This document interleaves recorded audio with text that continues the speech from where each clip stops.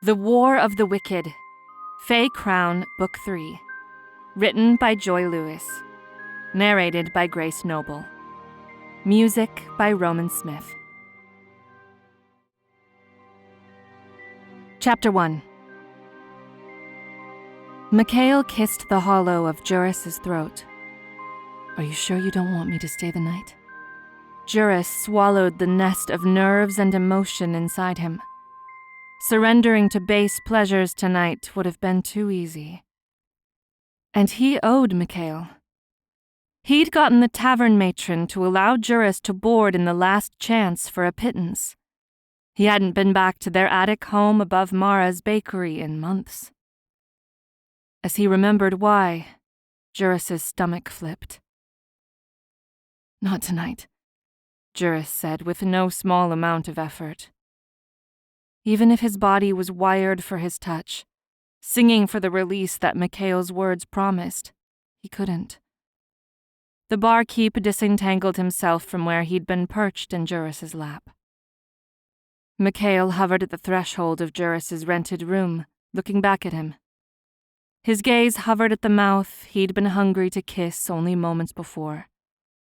Without another word, he left, pulling the door closed behind him and leaving Juris to his thoughts. Juris's hands ran through his curls as his elbows hit the table inside the small room. He couldn't tell Mikhail what was bothering him. He could hardly admit it to himself. What the hell was he going to do? What was the right answer? "She's dead. You saw with your own eyes." But Juris couldn't help but hold to the hope that Anova, his only family left in the world, yet lived. But maybe he just told himself that because the alternative was too gruesome, crueler even than the Fae who had stolen her. The truth was that he'd helped kill her. "You really are a damned fool," he told himself. Juris had helped round up a small band of humans to ambush the Fae High King in the border forests when it had become clear that Anova's warnings about him were coming to fruition. While the High King had been killed that bloody night, so had others. Juris had seen it with his own eyes. Anova had poisoned him to protect their world from his cruel reign. But in doing so, she'd dosed herself with it too. And Juris had been the one to help her do it. Juris fisted more of his hair. She'd gone back to Fae because of him. Leander Wolfsbane. Otherwise, they'd be on the mainland in another human city by now, both of them alive.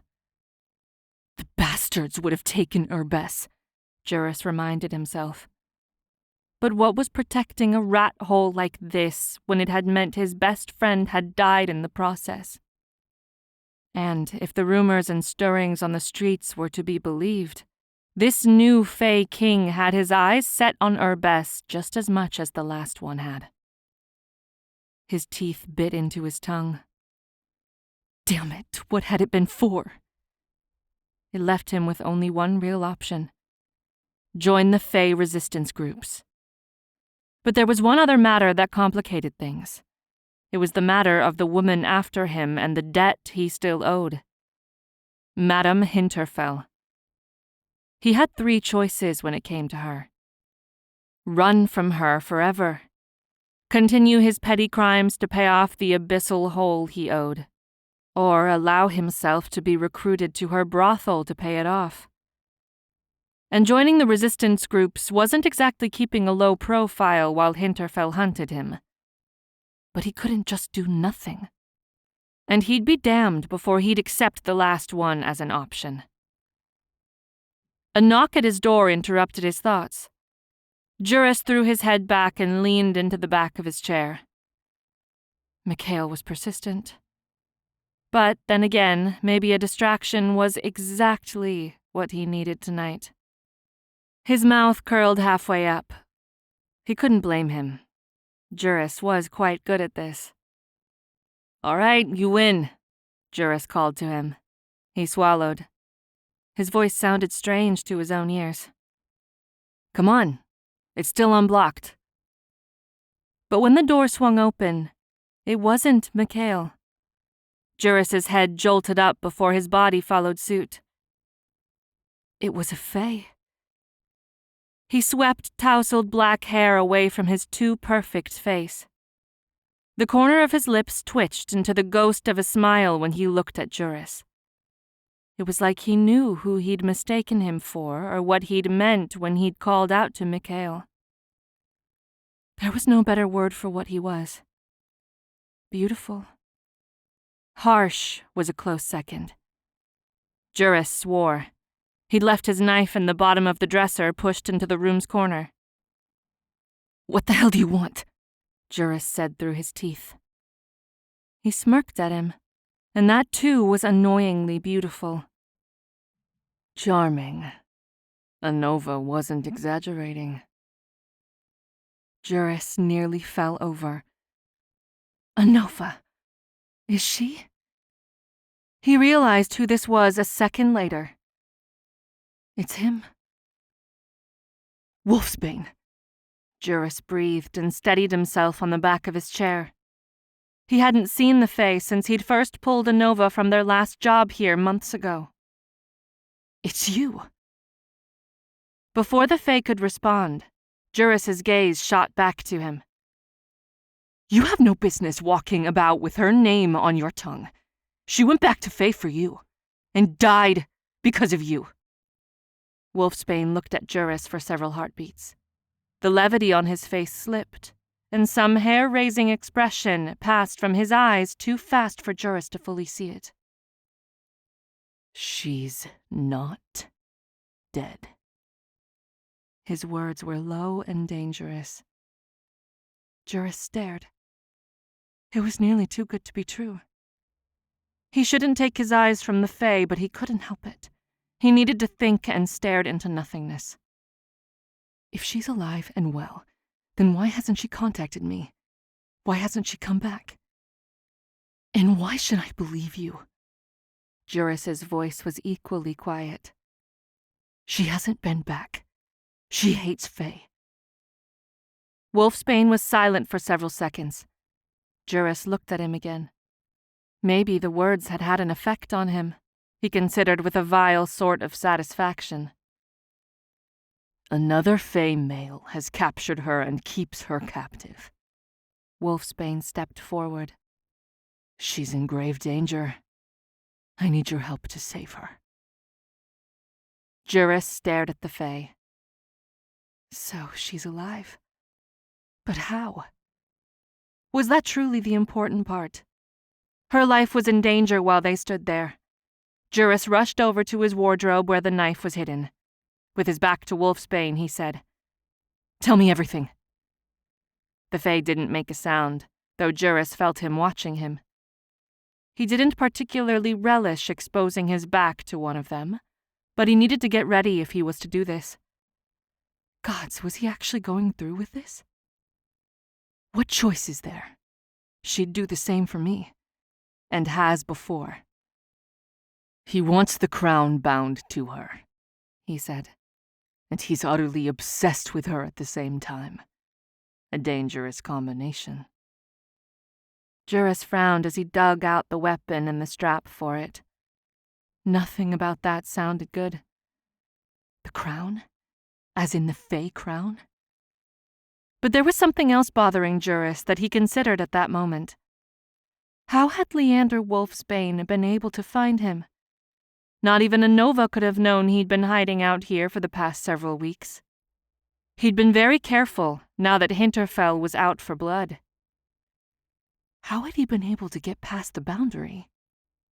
His thumb ran over his pocket, and he remembered what was in it. Salt. According to the rumors he'd heard, salt disarmed fae glamour. He'd taken to keeping some with him since he'd been thinking of joining the fae resistance groups. Juris was aware then of the silence that stretched between them. He needed to say something. He turned, his hands fixing his knife inside the holster he'd buckled to his waist. On the outside, he was calm. On the inside, his blood pounded. Never trust the fae, He needed a test, something that would prove if it was him or not. A test that didn't seem like one.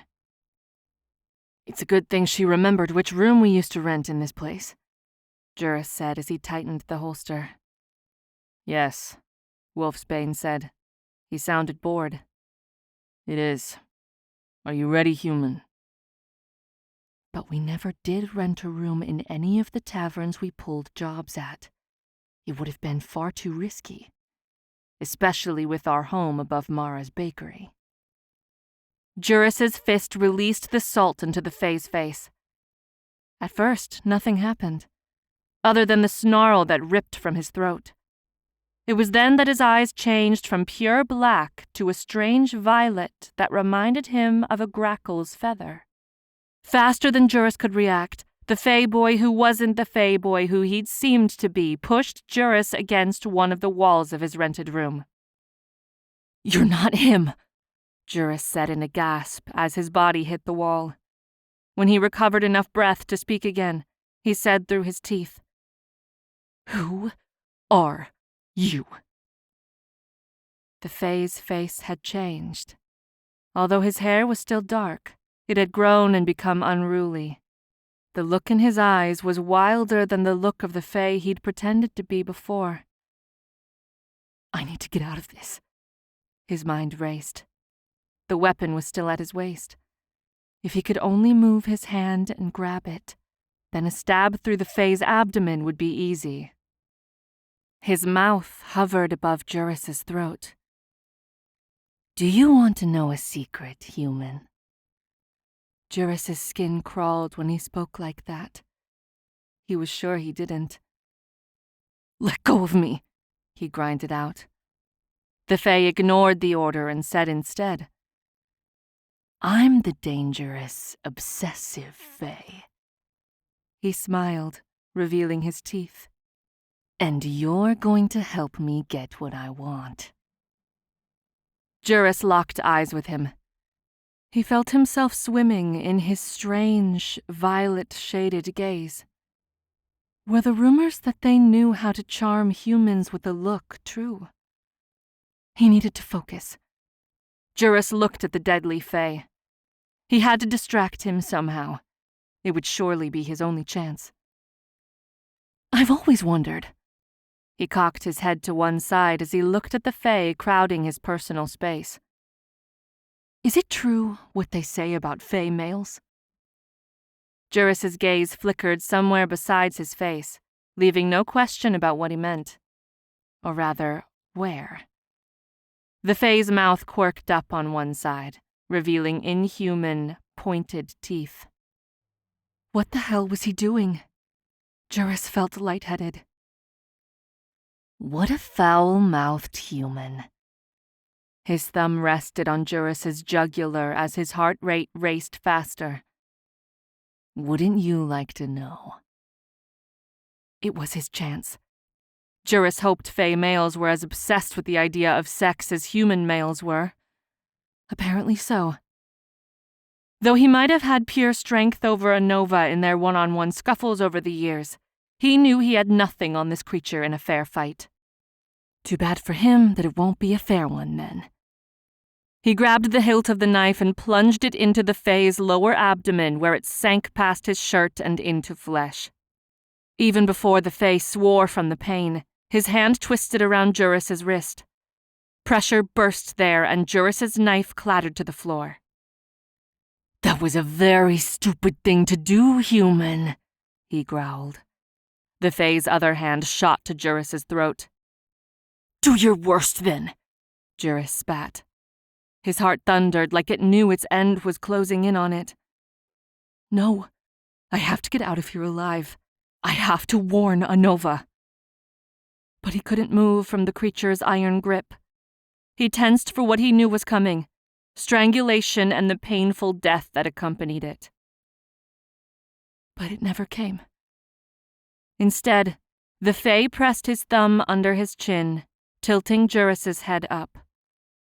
The Fae smiled at him, though Juris could smell his blood now. "I'll make you beg to see my worst before I'm done with you," he threatened. His other hand went to his forehead. Before Juris could move, a flash of silver light sparked above his eyes. Juris tried to thrash out of his grasp, but with each passing moment, his body grew heavier. Darkness claimed him seconds later. Before the human collapsed on the ground in a heap before him, Hellmyr caught him in his arms. Were all humans this much trouble? Judging from the few he'd met so far, he knew the answer. The pretty ones are always the most aggravating, it seems. Hellmyr shifted the human so he was slung across his shoulder. It had smelled suspiciously like arousal in here before he'd walked in.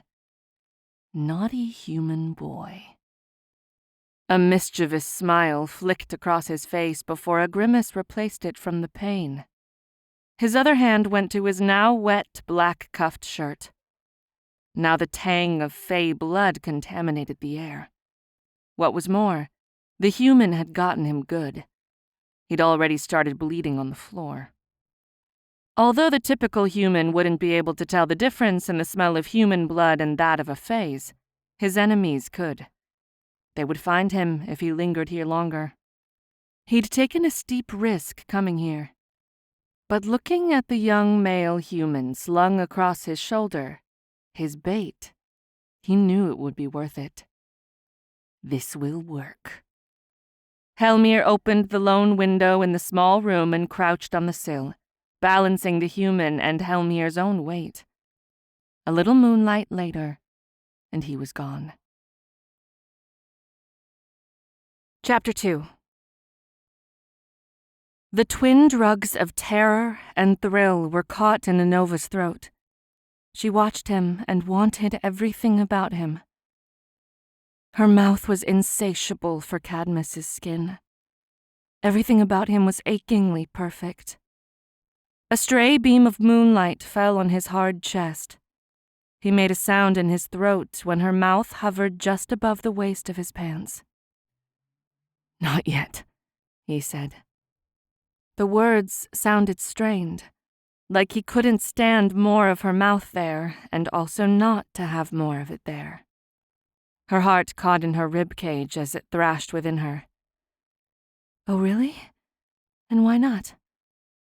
She was back to her kissing. Their bed's pillows and covers were tangled up in their limbs.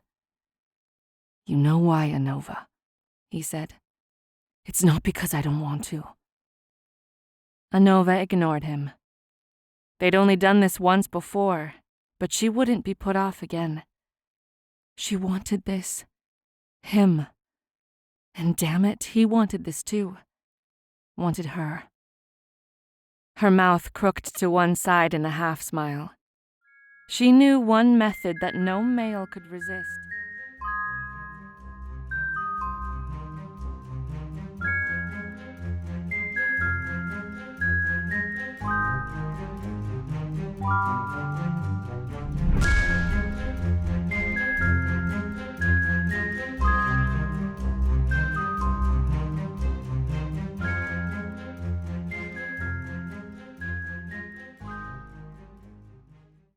Cadmus stopped.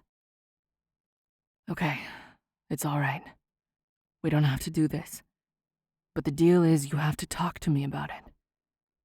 She jolted up, but she was moving way too fast again, and it upset her even more. It was then that she caught sight of herself in the mirrored walls of his room. She saw the pointed ears, the crown, the burns, her foreign body.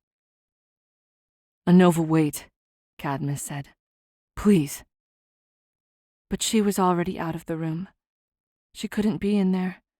Not with the person who was and wasn't herself reflected back at her.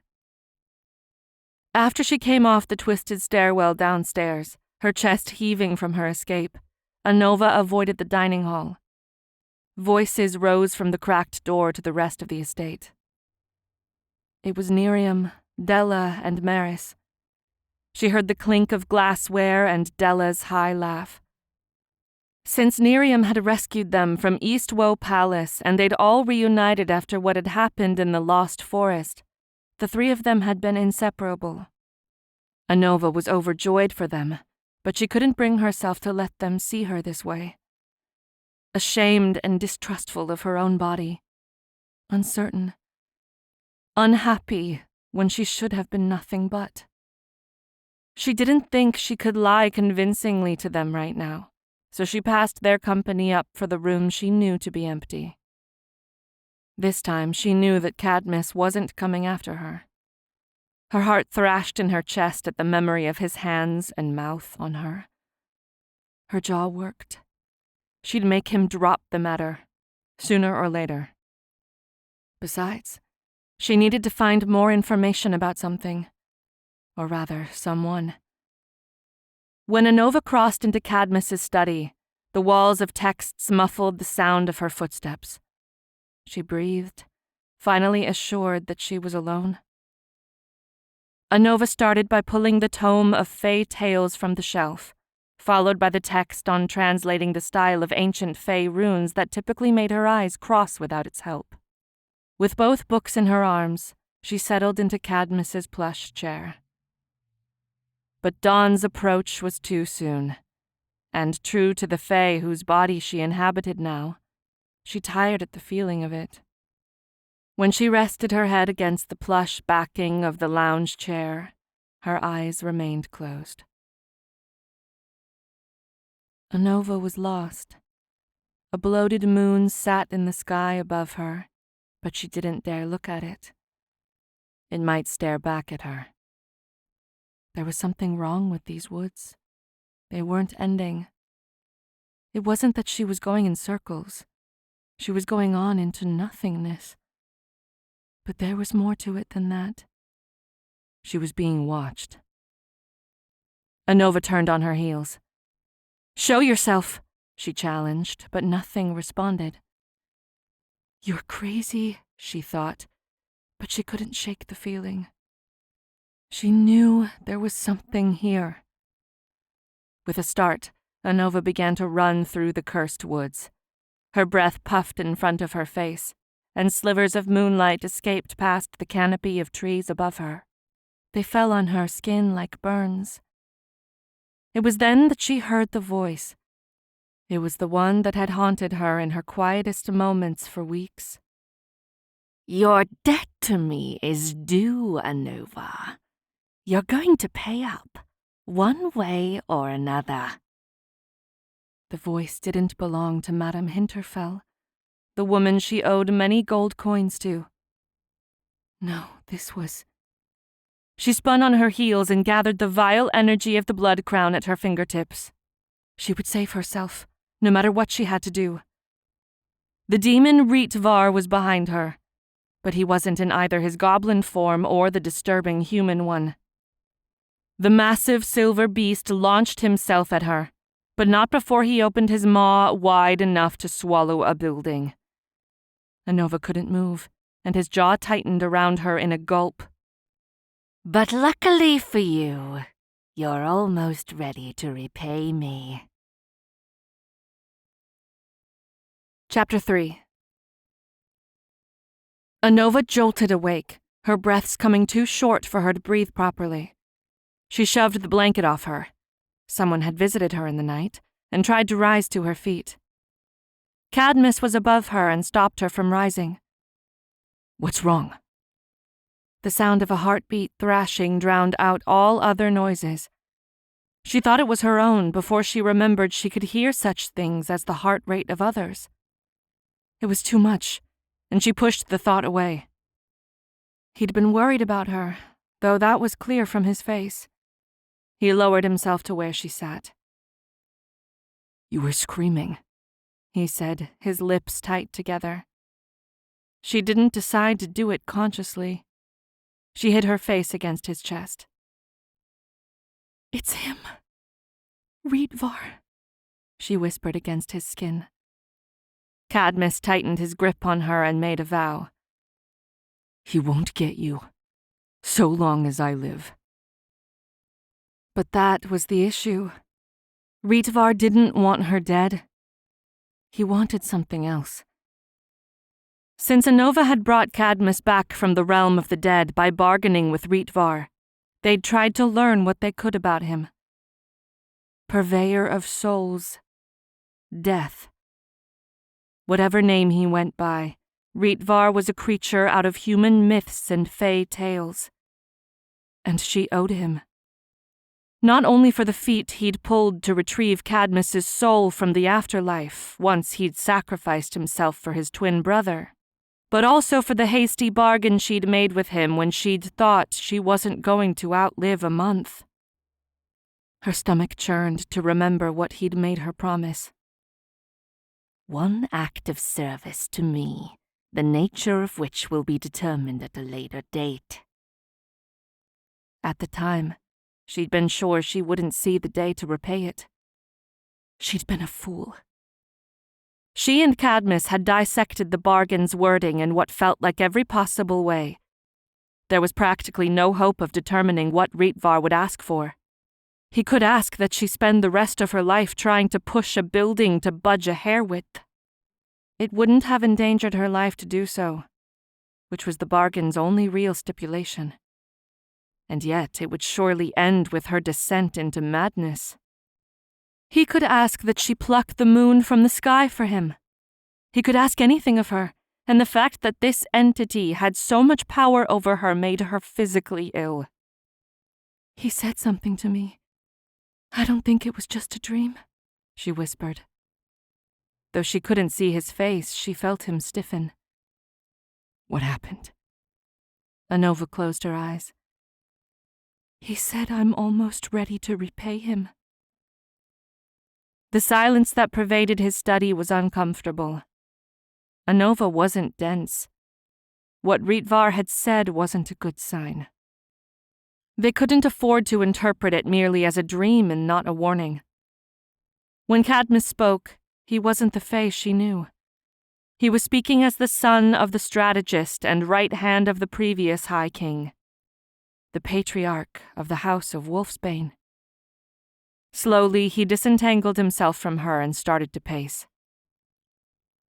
He has a specific plan for you, then, he started.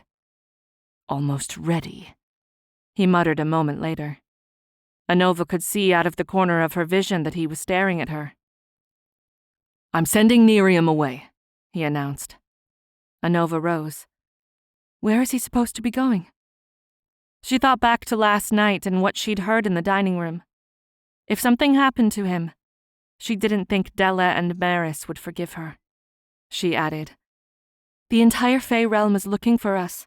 They'd kill him just to get to me. With the help of Nerium and Cadmus's Fae magic, they'd transported most of the Wolfsbane estate from where it had been in the Soralands. It had been much too risky to leave it where it had been, considering most all of Fae knew where it was after it had become the war camp for the previous blood-hungry High King. And also considering she was still a target for any Fae with a thirst for power. How am I getting out of any of this? We need more information, Cadmus stated. He began to walk towards the doors out of his study. There's only one place left in Fae where we can hope to find it. Anova stared at him. She knew without having to ask where Cadmus was speaking of. The East Woe Archives. He'd be walking into a trap, she said as she caught up to him. He can't do this. I can't ask this of him. Cadmus ignored her. Anova gritted her teeth. Stubborn Fae. She pushed herself in front of him. I'll go, she said. I can get inside the archives and get the information that we need. A look flashed across his face before it was gone again. It's not you getting inside that I'm concerned about. It's the getting out. I would convince him, she said. Believe me. Cadmus's expression was inscrutable. What is it? She demanded, though she felt she knew already. His voice was whisper quiet. Is this about what he feels for you? Something caught in her throat. That was what he was worried about? No, it's not. I told you, I never felt for him that way. Not truly. Cadmus moved his face so she couldn't see it. There are those of us who take multiple partners. Your friends have seemed to accept that. Are you sure that's not what you want too? Anova closed the distance he'd made between them. Was that what he'd been worried about? Cadmus, I want you, and only you, she said. I'm not like you. Not like the She'd almost said it. Faye. The skin around Cadmus's eyes tightened. I think you know we need to talk about that too. Like hell we do, she said, though she said it much less forcefully than she'd wanted to. You don't want to talk to me about it, Cadmus whispered. The way he'd asked it made her heart stop for a beat. He knew how to undo her in the worst way. I don't want to think about it, she settled on. On what I've lost, she thought, but didn't say out loud. Cadmus's dark eyes flew to her mouth. You saved me. You survived something set on killing you. You outsmarted death himself. Is that so wrong? Anova swallowed. Of course not. Cadmus kissed her neck. His thumb found the edge of her mouth. I can show you some things about this type of life, if you want, he offered. Anova stood, caught between the vulnerabilities of her human scars and the mysteries of her new Fae body, her fears and her desires. Cadmus brought his lips to her collarbone and hovered over a burn scar stretched across the bone. He was careful with it, gliding his mouth over it with barely a touch. It made her shiver. He hooked one thumb and then another at either side of her waist. Before, there'd been human curves there, softness, even after her upbringing in poverty. Now, he moved his body close to hers, and a low fire started in her core. He slipped her shirt up and moved his kissing to her stomach. She gave in, letting him touch her. It was a good kind of giving in, the kind that made one forget about pesky things like misgivings and thoughts. She arched at his touch. Her fears wormed their way through the sensations coursing through her anyway, calling her back to the reality of what she was. The strangeness of how she reacted to even the familiar stimulus of pleasure. When she gathered enough breath to say it, she said, You first. Let me do this to you, to see how a Fae body works, to understand the differences. Cadmus looked like he was on the verge of refusing her, of kissing her until she couldn't think. But he said, So long as you let me ask Nerium to go. She agreed. Sometimes, winning meant giving in, too. Chapter 4. I'm sorry. Nerium is in danger because of me, Anova finally said. The thought had been clattering around her brain for the past 48 hours or so, but she hadn't had the courage to say it to the two of them until now. Della and Maris, the women who had been her mother's closest friends and who had grown to become two of her own closest, were helping Anova dress. Sunlight had faded from the land moments ago. Now that they rose on Faye's time, their day was just starting. Anova stared ahead of her where she'd thrown a sheet over her floor-length mirror. She'd done this to all the mirrors in her rooms. It made things easier that way. Maris was careful not to disturb her burn scars as she straightened the sides of Anova's dress. He wanted to go. He's wanted to repay you for saving Cadmus, you know. She looked to the floor. This next part would be the worst. The zipper that sailed over her skin was cool to the touch, but even so, when it grazed her raw skin, Anova couldn't help the gasps of pain that slipped past her mouth. Maris stopped. I thought you said this didn't hurt anymore. Della's eyebrows came together. Why didn't you say anything, Nove? We could have gotten some of your pants and shirt out instead. Anova was silent. It was stupid.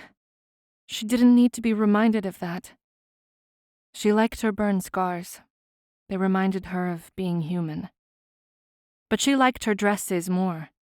She liked feeling like the person she'd been before this. Constrictive clothing had been out of the question, as well as anything that exposed too much of her body. The latter was her own stipulation. You're still you, Anova. The outside doesn't change the inside, Della said. Now let's get you into something else. No, she said forcefully. Anova took a step away from them. I'm fine, really. She could see reflected back in their eyes the obvious lie she'd spouted, but they didn't say anything after that. Great, she thought to herself. Anova knew when she was being an ass.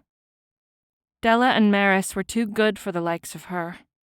As Maris styled her hair around the blood crown, another piece of proof that she was irreparably different from the human girl she'd been, Anova's ears burned with the thought of what this night would bring.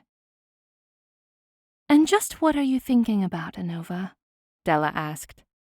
Before she could respond, she giggled and said to Maris, It seems we'd better stuff our ears with cotton tonight. Anova turned as well as she could without disturbing Maris's handiwork. She scoffed. It can't compare to the sounds of the dead raising I must have heard for a week straight. Della howled with laughter while Maris muttered something about purposefully tangling her hair into a knot when Anova saw it. It was on the other side of her balcony doors, staring straight inside at the three of them. A part of her scolded herself that she was too jumpy. It was just a crow. But she remembered something one of her enemies had once done to be in more than one place at once. No, it's not. Anova startled forward. It couldn't be. No. At one time, Lycasta had given one of her moths moonlight nectar in order to speak through it and see through its eyes. But a crow? This wasn't exactly Lycasta's style. The crow stared back at Anova with an inhuman intelligence as it perched on her railing. No. Maris was after her for moving in the middle of her work, but she evaded her and flung the door open. What do you want? Anova growled at it. At first, she felt like a proper lunatic. The moonlight she usually kept carefully away from her fell on her skin. The blood in her veins sang to it, pleading to Anova to dance under its light. She ignored the feeling as best as she could. The crow's eyes glimmered like smooth onyx as it stared back at her. Get out of here, she hissed for emphasis. She was yelling at birds. What was next? She was about to close the door and go back inside her rooms when she heard his voice, too quiet to be heard by anyone else. Anova. Breath stuck in her lungs, and her heartbeat pulverized her body. It sounded like him. Hellmyr. She could feel Della and Maris staring at the back of her, waiting for an explanation. The crow pecked at the railing it perched on. Tell them to leave, it muttered. It brought its head back up again. I'll speak to you alone. Why should I listen to you?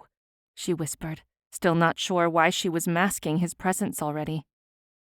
She needed to get to Cadmus and tell him that their barriers concealing the estate had been infiltrated. How? Does this mean that others can get through too? In the body of the crow, Hellmyr finally responded. His one visible eye gleamed. Do you really want to find out the consequences, Anova? Consequences? What's going on? Anova stepped back. No, she didn't. Her decision was instant. She walked back inside her rooms, shutting the door behind her to conceal what had happened outside as well as she could. "What was that?" Maris said. She narrowed her eyes on her. "Are you all right?" "I'm fine," Anova said. "I think I'll take a few minutes before breakfast in my bathing chambers. I'll meet you downstairs." Her two friends shared a look that was barely a look. Likely they hadn't intended her to see it, but there was much less that slipped her notice as a fae than it once had as a human. But what could they say? Was this behavior stranger than the behavior she'd demonstrated lately, such as her demanding to cover mirrors and windows for fear of her reflection? "All right, Anova," Maris pursed her lips. "But remember what we said," she said pointedly as they left. "Just tell us when we need to cover our ears tonight," Della inserted before Maris shoved her out the door. With a smile, Anova promised them she would, and they were gone. She turned to open the door to her balcony again and stopped. It was open already. Anova stepped back. Panic threaded her veins like a heady drug, but the smell hit her before she could stop it. It was the smell of the woods. Pine. Crushed leaves. The crow's body reeked of it. He sat on the top of her wooden headboard, staring back at her. He was as still as a statue. "Why? You're—" Anova stopped. There were too many questions to ask here, so her brain settled on the one it deemed the most important. "How did you get inside?" Hellmyr, as the crow, threw his head back and barked a strange, chittering sound that she'd never realized crows could make. He was laughing at her. "Darling, you don't even lock your doors." He stopped and stared at her with those onyx eyes again. "One would think you're secretly hoping to be spirited off by strange fae males." Her cheeks heated from her growing rage. Hellmyr knew how to activate it inside her like no one else could. It was definitely him behind the unblinking, patronizing gaze of this bird. "But your neck," Anova said in a falsely sweet voice as she stepped towards him. She showed her teeth in a fake smile. "It's so breakable in this form." Hellmyr, or perhaps it was really the bird this time, crowed at her. If birds could smirk, she would have sworn he was now. "I've been breaking Cadmus's charms for years. Trust me when I say that it wasn't a difficult feat for me, even if his magic kept me from walking inside and dealing with him as myself." His head cocked to one side as he looked at her. "What do you want, then?" Anova demanded. "Only my throne, my queen, and the loyalty of the entire realm, and beyond it." He picked at his feathers as he said it. Lovely. He hadn't gained any humility. He's always been more grackle than fae, though, she thought to herself. Greedy and ambitious. This was probably the truest version of him that she'd seen. Anova swallowed as she considered what he was really asking beneath all the posturing. The last time she'd seen him, she'd been clinging to life, and he'd blamed himself for nearly burning her alive. Even if he'd believed her to be dead at the time. Even if she'd already relieved him of the guilt. When she spoke at last, her voice was deadly quiet. "It's done, Hellmyr." She looked away from him. "You already know my answer." What went unsaid was the part of her that bled for his situation. Doomed to love her. Doomed to love someone already in love with another. Doomed from the start. He cocked his head to the other side as he said, "But you don't even know what's in it for you this time." Anova stared at him. What was he talking about? "What are you getting at?" she said carefully. He hopped off her headboard and landed on top of the swath of covers and blankets across her bed. His head ducked low to the covers, seeming to sniff them. Pervert. She was about to wave him away from her bed when he jerked his head up to her suddenly. He looked as if he were smiling again. I've caught a human pet just for you. Become my queen again, and he'll be yours. Chapter 5. I'm coming with you, Anova insisted. You're exactly what he wants. What happens after he gets you? Cadmus said. The crow was still locked in her room, though it was no longer Hellmyr. He'd reversed the magic the instant she'd trapped him in her bedroom. He was gone from the bird. They'd have to release it soon, but that felt too much like giving up. Cadmus was stalking through the house, checking the magic concealing the estate. Anova wouldn't be left behind. It was only his male ego talking, and they both knew it. Her best friend's life was in danger. She couldn't leave him in the hands of Hellmyr. But you left him to the streets when you didn't come back to her best to pay your debts. Anova wanted to scream at the voices inside and outside her head. I can't lose you again, he said. Not so soon. Cadmus's words were soft, but his expression was hard. He didn't stop as he flew from door to door, checking the magic spelling them shut. Anova beat him to the next one with her arms crossed before her chest. This is what he wants, she said. Us fighting. Divided. She stretched a hand towards his chest. He wasn't Hellmyr, possessive and unsure. She would remind him of that. Anova held her chin up. We're stronger together. Something in Cadmus's gaze changed. His shoulders slumped forward. His eyes lingered on her face. For not the first time, you're right, he whispered in her ear. Anova pulled him tight against her, and Cadmus threaded his hands through her hair. His lips hovered at her forehead. She felt him smile. How did I trick you into this affair with me? After a second, too fast for her to answer him, he responded to himself. No, don't say it. It would break my hold on you.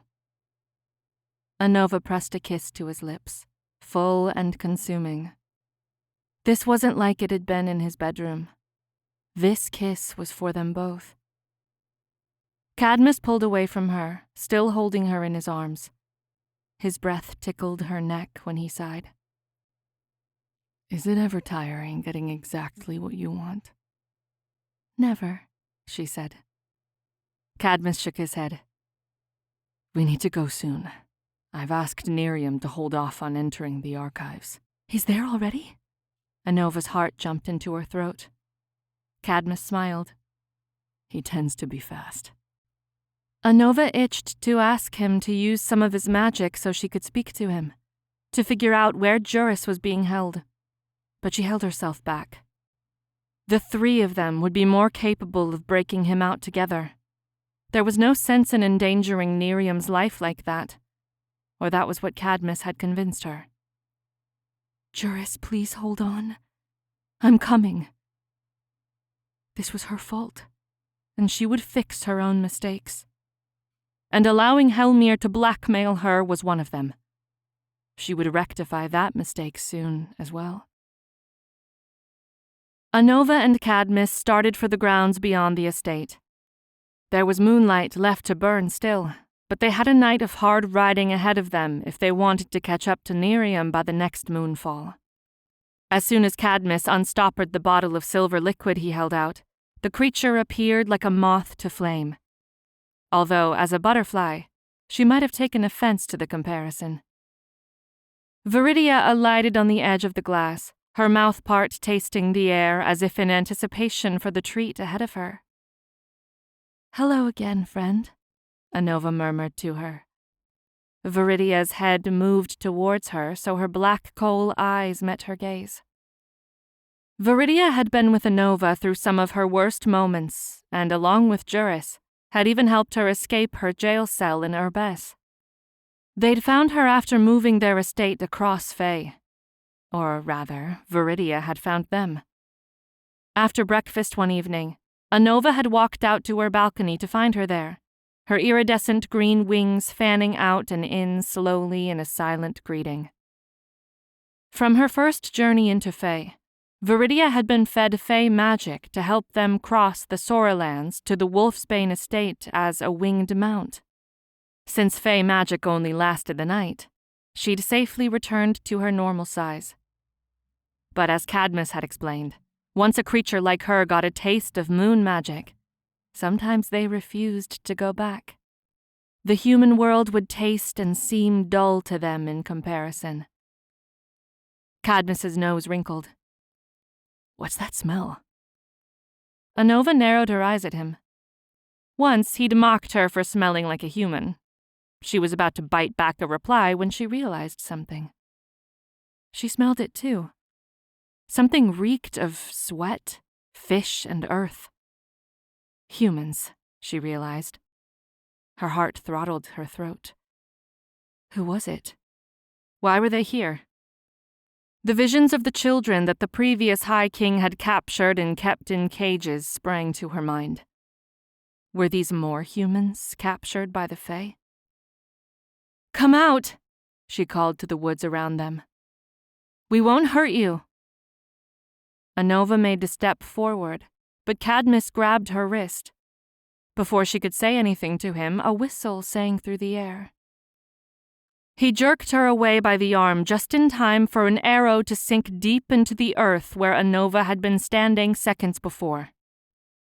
Her attention snapped to the trees around them. At once, Anova pulled free the sword she'd stashed at her waist. Behind her, Cadmus's hands filled with the glint of moon magic. "Show yourself," he snarled at their unseen enemy. Their response was to fire an assault of arrows upon them. Her body knew what to do as it fell into the dance of deflecting their attacks. She protected Cadmus's backside while he did the same for her. "We don't wish to fight you," she said over the sound of snapping bowstrings and metal hitting metal. Cadmus caught her eye. Well, one of them didn't wish to fight. Anova wouldn't spill human blood unless it was absolutely necessary. Or unless it was Hinterfell's. It was then that they came at them from the opposite side of the onslaught of arrows. An ambush, Anova realized. Sweat slicked her shirt to her skin. A small army of men descended upon them with venom written on their faces and in the way they attacked them with steel. "Get the mail," the one in front growled, a grizzled man that smelled too much like Urbes's docks. Anova shoved herself in front of Cadmus. "Like I'll let you," she said through her teeth. She'd fought their likes before. Now, she was trained better than she ever had been as a street urchin conning men out of trinkets in taverns. Without losing her breath, she parried their steel with her own while Cadmus shielded them from the arrows that still rained down on them. A thought wormed its way through her brain. Who trained them? Where did these humans come from? How are they here? "Leave now while you still have your lives," she said to them, dodging a stab to her chest. "You shouldn't be here." "Coming from you, that's rich." Anova snapped her head in the direction she'd heard the voice, and sparks of fire met her. Flames licked the sword facing her, their greedy fingers tasting the air and searching for her. Heat washed over her exposed skin, and its light burned into her eyes. Her heart kicked alive in her chest as her body trembled with the memory. Smoke filled her lungs and stung her eyes. She felt the heat boiling the air around her. It was the memory of being burnt alive. She needed to get out of the pyre. She needed to show them she wasn't dead yet. Or she soon would be. "Anova!" When she heard Cadmus's voice, she startled. "I'm not there. I'm not there." "What in the hells are you?" said the witch. Alice had lowered her flame-coated sword. Her eyes were wide, and her eyebrows were sharply angled over them as she took in Anova. She watched as the witch's gaze hovered over the obvious. Her ears, her face, the silhouette of her body under her clothes. She took a step towards Anova. In a voice hardly loud enough to carry, the witch said, "What did they do to you?" Anova's heart sounded too loud that even the humans would have been able to hear it, she feared. What did they do to you? But that wasn't the question. The real one was, what have I done to myself? Anova stared at the witch she'd called a friend once, confidant, accomplice, enemy. All that came out of Anova's mouth was, "What the hell are you doing here?" Chapter 6. "I'm here to prevent a war," Alice said. "A war?" Anova spat out the word. "You're the only one talking of a war." Alice looked at her archly. "It's been some time since you were in Urbes, hasn't it?" Anova stared back at her. Her words had clearly been crafted to rile her. But as her eyes passed over the faces of the scores of humans she'd brought with her, Anova couldn't help but wonder. What the hell is going on here? There was too much she didn't know, and she needed to fix that immediately. She's lied before, Anova reminded herself. She narrowed her eyes on Alice. "How do I know you're not the one fanning the flames?" Alice smiled at her, though it wasn't benevolent. "And what if I am partially to blame?" Her smile faded. "For decades, Fae have stolen us, enchanted us, hunted us for sport." Alice's gaze was as cold as sea wash in a storm. "You know the truth I speak." Flames jumped along her sword, and Alice walked some steps nearer her. "That's why I'm here, Anova." "Anova! Now!" Cadmus's voice reverberated around the wooded area. She didn't have to speak with Cadmus to know his plan. They'd been here before, too many times to remember. Too many foes, not enough allies. But that was what worked in their favor. The men were too slow. He shoved himself before her, shielding her from Alice's flames. Cadmus knew she could deal with men, but fire, that was another matter altogether. Anova felt the caged animal rouse from its slumber as she called to the power sleeping in the blood crown. She'd have to be careful not to kill them, but she could do it. As the heat built in her hands, she lunged to create a path for them. It was then that she heard Alice's voice behind her. "If you value his life, you won't do that." Anova turned in time to see a strange sight. The moonlight magic in Cadmus's hands flickered and died. In the same moment, one of the men shoved a kick to the back of his legs. The flames along Alice's sword puffed out, though it still clearly hummed with heat as she held the edge of it near his throat. He'd landed on his knees and froze before his skin was scorched and then cut by her blade. Somehow Alice had done it. But he was fast, too fast for them. He ducked out of Alice's hold before she could shove the blade into his throat and rolled from them. Anova twisted, letting the power of the crown come to her fingertips. Even if it made her a monster, she ached to let it entirely free, to consume, to destroy all these men, and then the witch, too. It was then that the nearest of her foes lunged for her, except he didn't try to hit her or slash at her with his weapon. Something flew into her face. Anova stumbled, coughing as she felt the magic that had invaded her body wane until it was near silent. Her knees faltered as the coughs racked her lungs further. The taste of it landed on her tongue, and she realized. Salt. A boot slammed into her back, and she choked on the pain and weakness staking their territories within her. "That's enough," Cadmus growled. Anova glanced up and saw that Cadmus had been similarly disarmed of his magic and weapons, too. Anova may say what she wants of not wishing to kill you, but make no mistake. I harbor none of the same inclinations for any who touch her again, he said through his teeth. Quite a loyal one, Alice observed with raised eyebrows. It makes sense, given what Anova sacrificed for you. You should feel grateful. She heard what went unsaid in the witch's words. And the sacrifice I promised but failed to give to Alice. The end of the blood crown. But instead of leaving the crown in the realm of the dead, she'd used it to survive, trading her human life for Cadmus's soul. As if it knew it was being thought about, the blood crown felt as if it tightened around her cranium. It hadn't hurt her as it had when she was a human, but she could never fully forget about its presence when it did such things. Or maybe she'd gone fully crazy. Anova glared at Alice. She needed to end this before it escalated further. Fine, she said. You have my attention, witch. What do you want? If this isn't war, then what is it? Alice didn't respond to her. Instead, she looked to the man nearest Cadmus. Secure him, she ordered. Anova lurched forward. Don't you dare touch! Salt, was all she said. A cloth shoved against her lips, and granules poured into her mouth. She choked against the mountains of salt forced into her mouth, though she kept fighting, blindly attacking the man who had dared touch her. Enough, Alice said.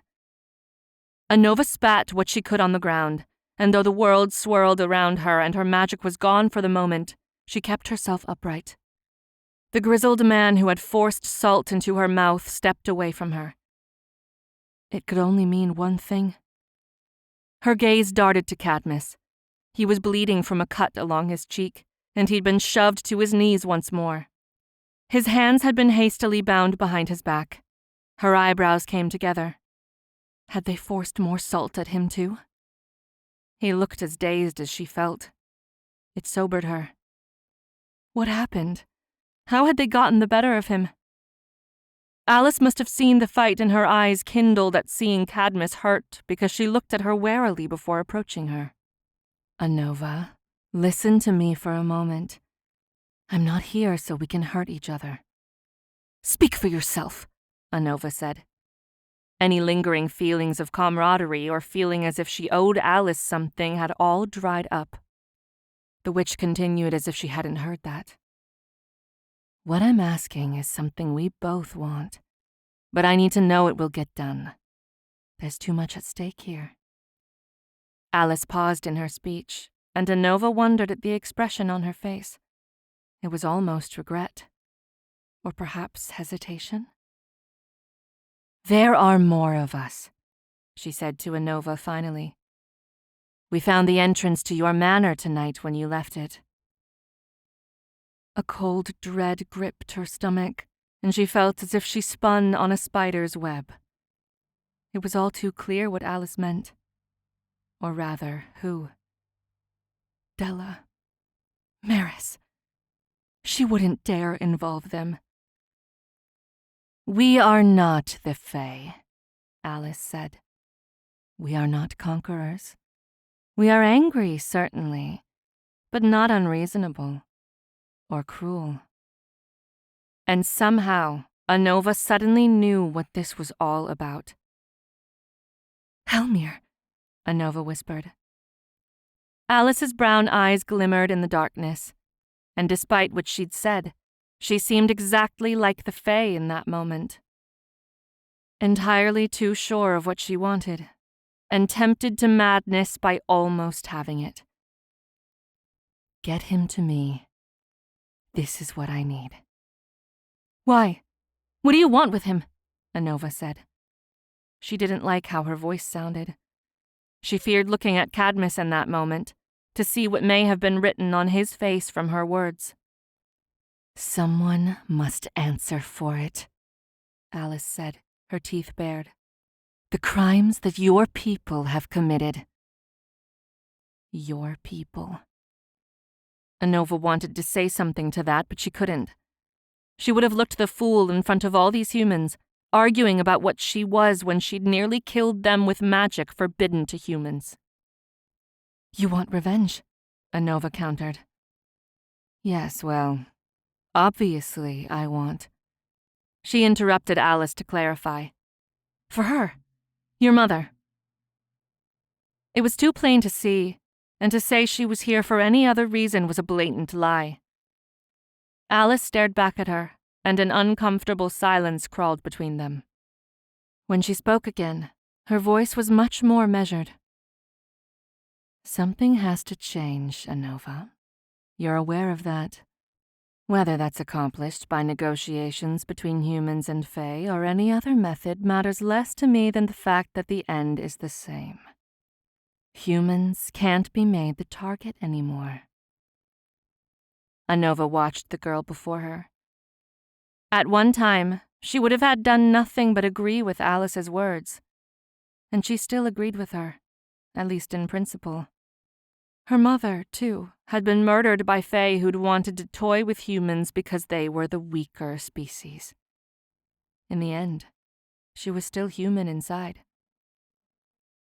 Finally, Anova looked to where Cadmus was still bound. She wouldn't leave him here, and she was about to say that when he caught her eye. His lips moved too fast for any of the others to read, or so she hoped. Go. Get Nerium. To cover up the fact that they'd communicated, Anova darted towards Alice suddenly. All eyes moved to her. The witch looked on the verge of calling flames to her weapons again, but she kept it by her side for the moment. You can't touch him, or the deal's off. Or any of them, Alice. Alice's gaze was steady on her. Get him to me before the next moon. Chapter 7. Anova leaned into Viridia as they cleared the tops of the trees. There'd been a sliver of moon magic left in the vial, just enough for the butterfly to grow big enough to carry Anova while they flew.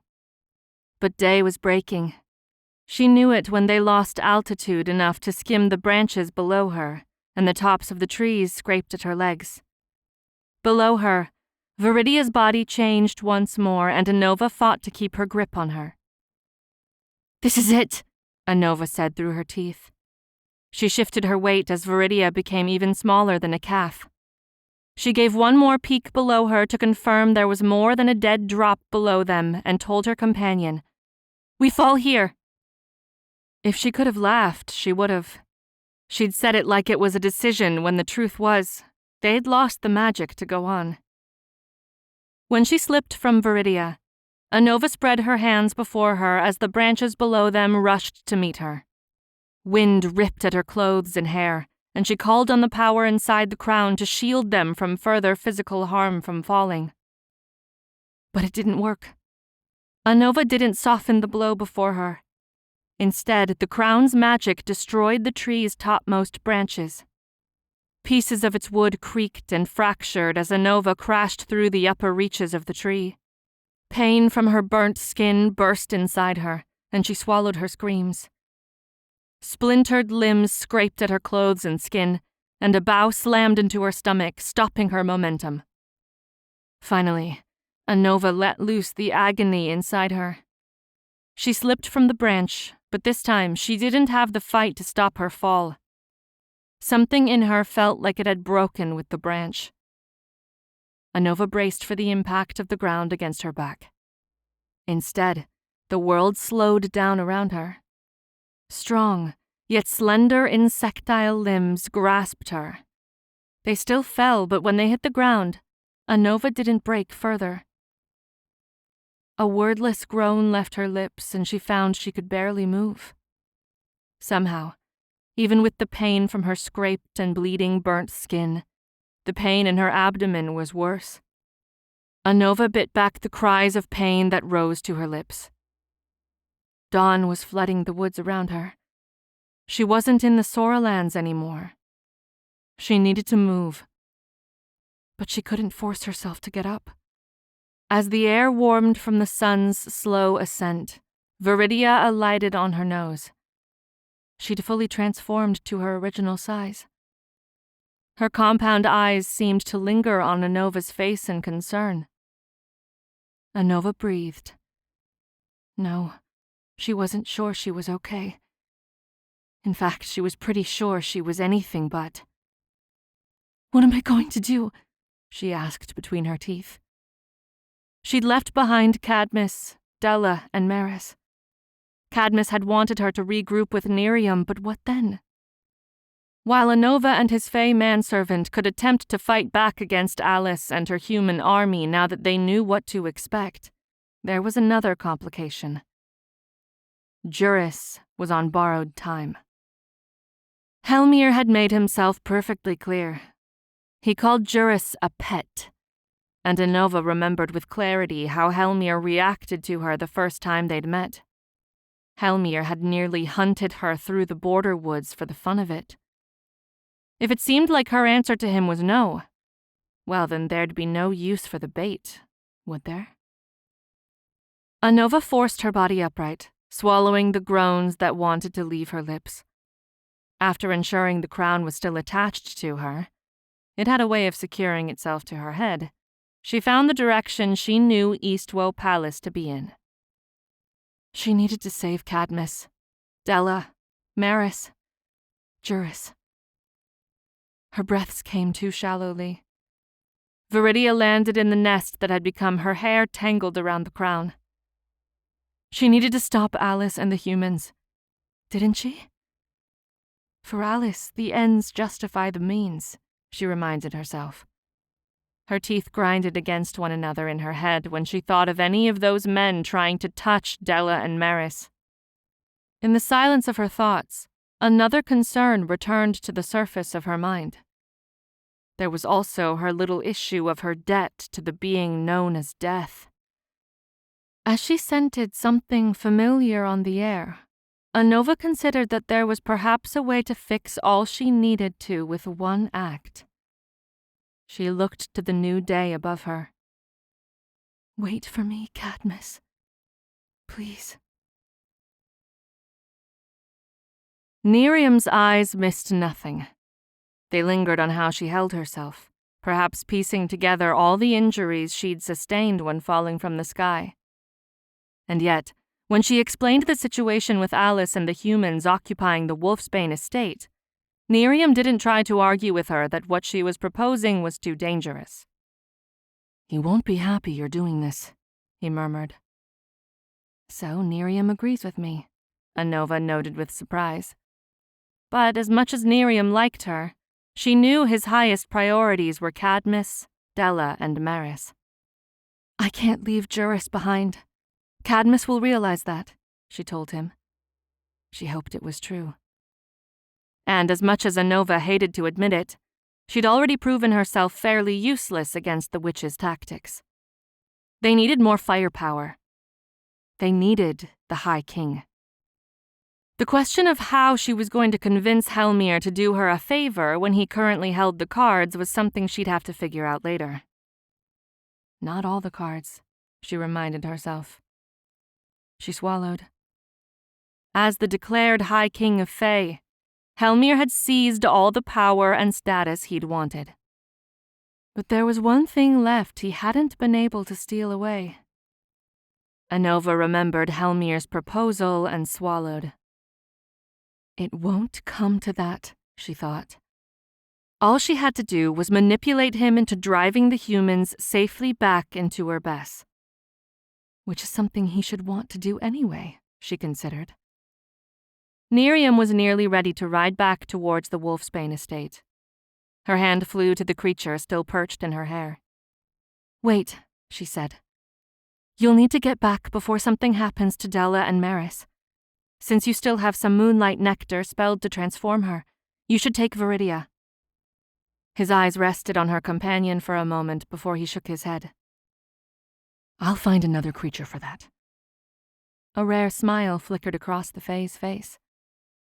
"Keep her with you."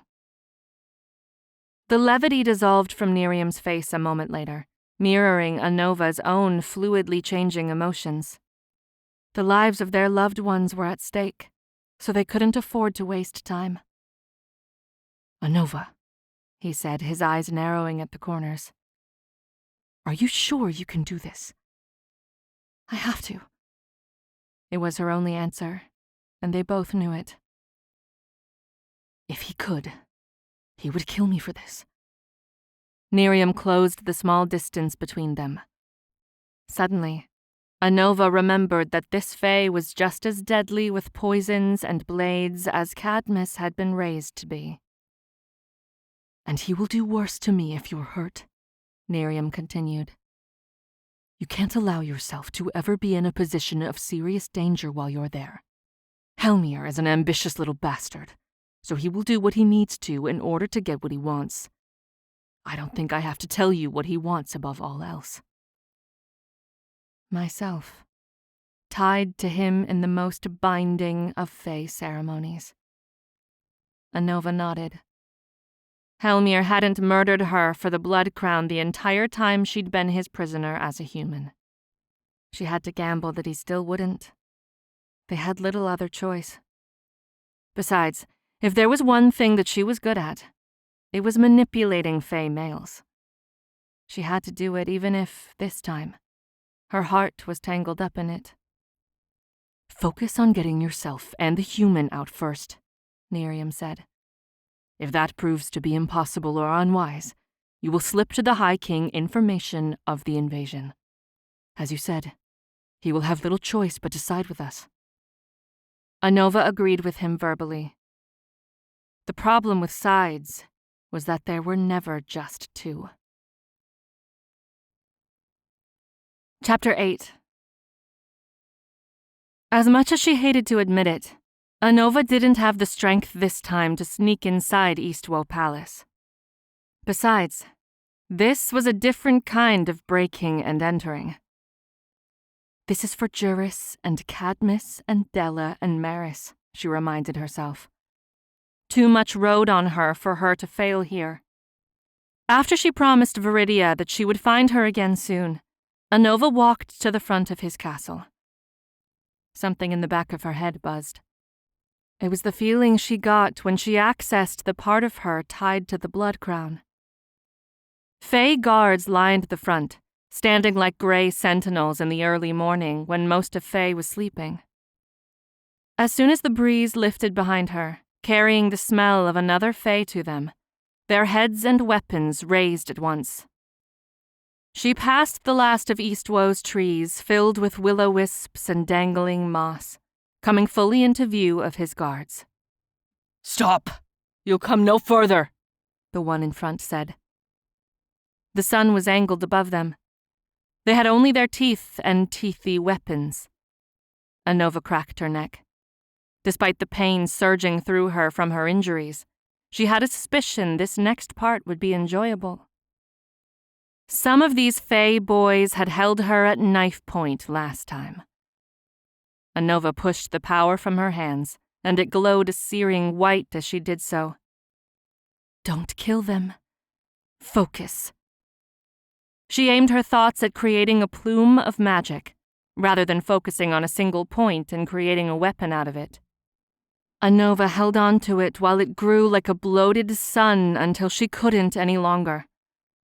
The magic of the Fae crown burst and slammed into their bodies, knocking them together and pummeling them into the ground.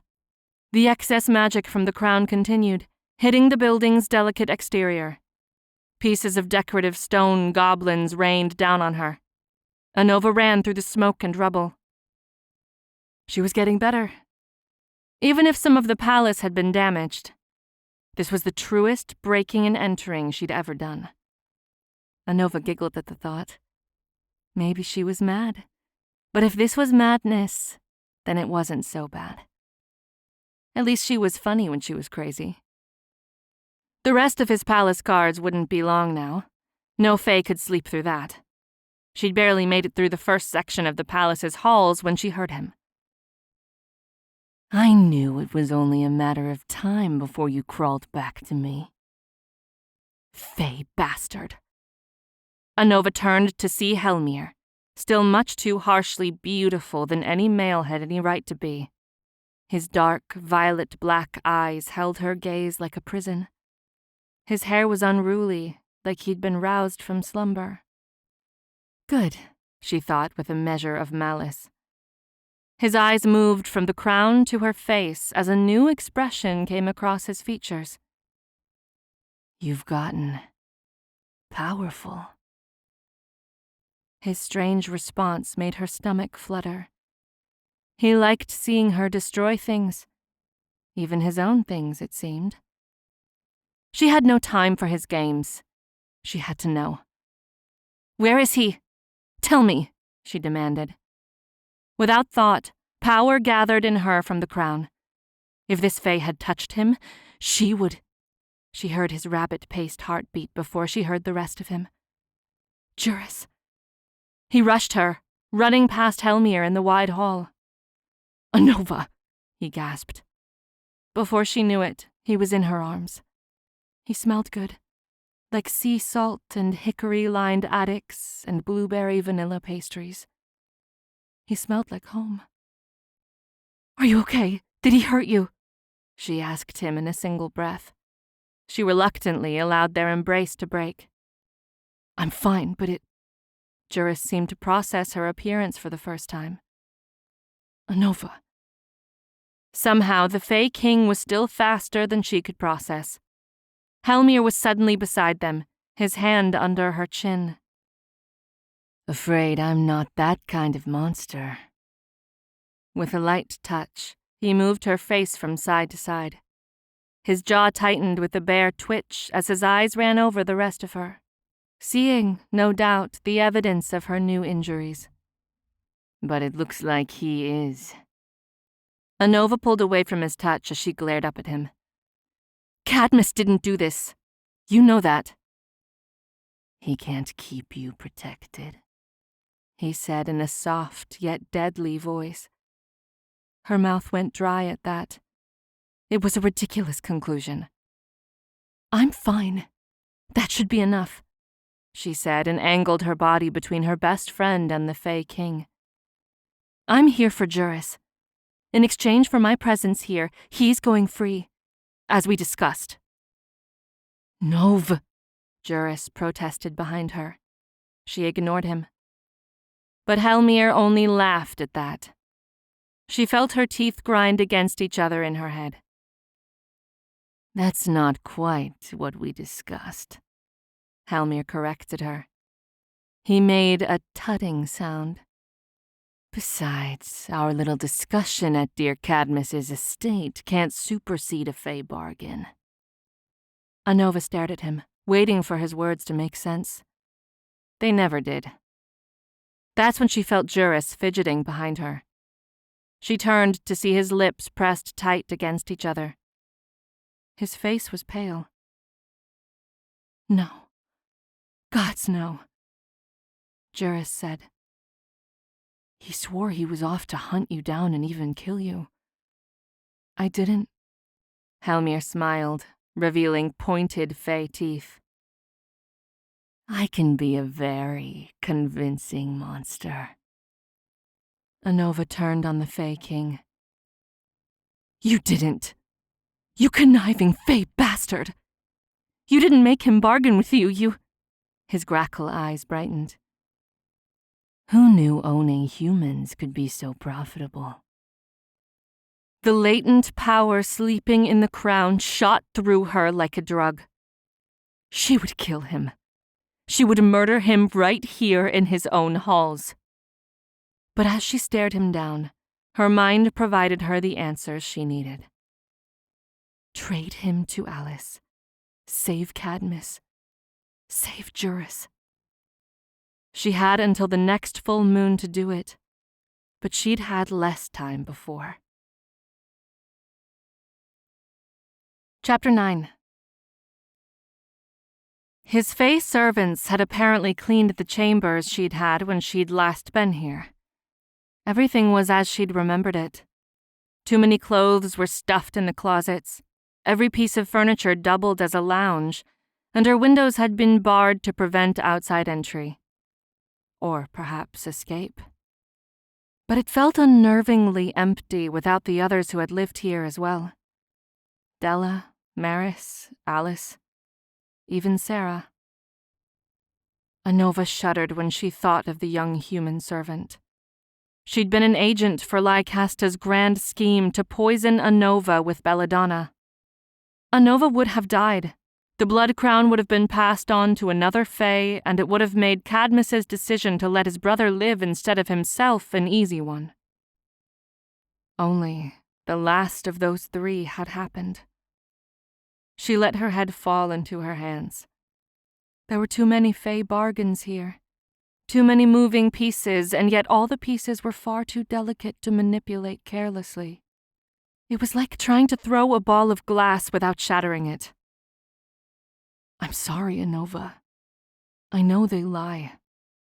Juris was pacing and shaking his head. He stopped and laughed harshly. "I should have known he was lying. It's all he did from the start." Anova jerked her head up.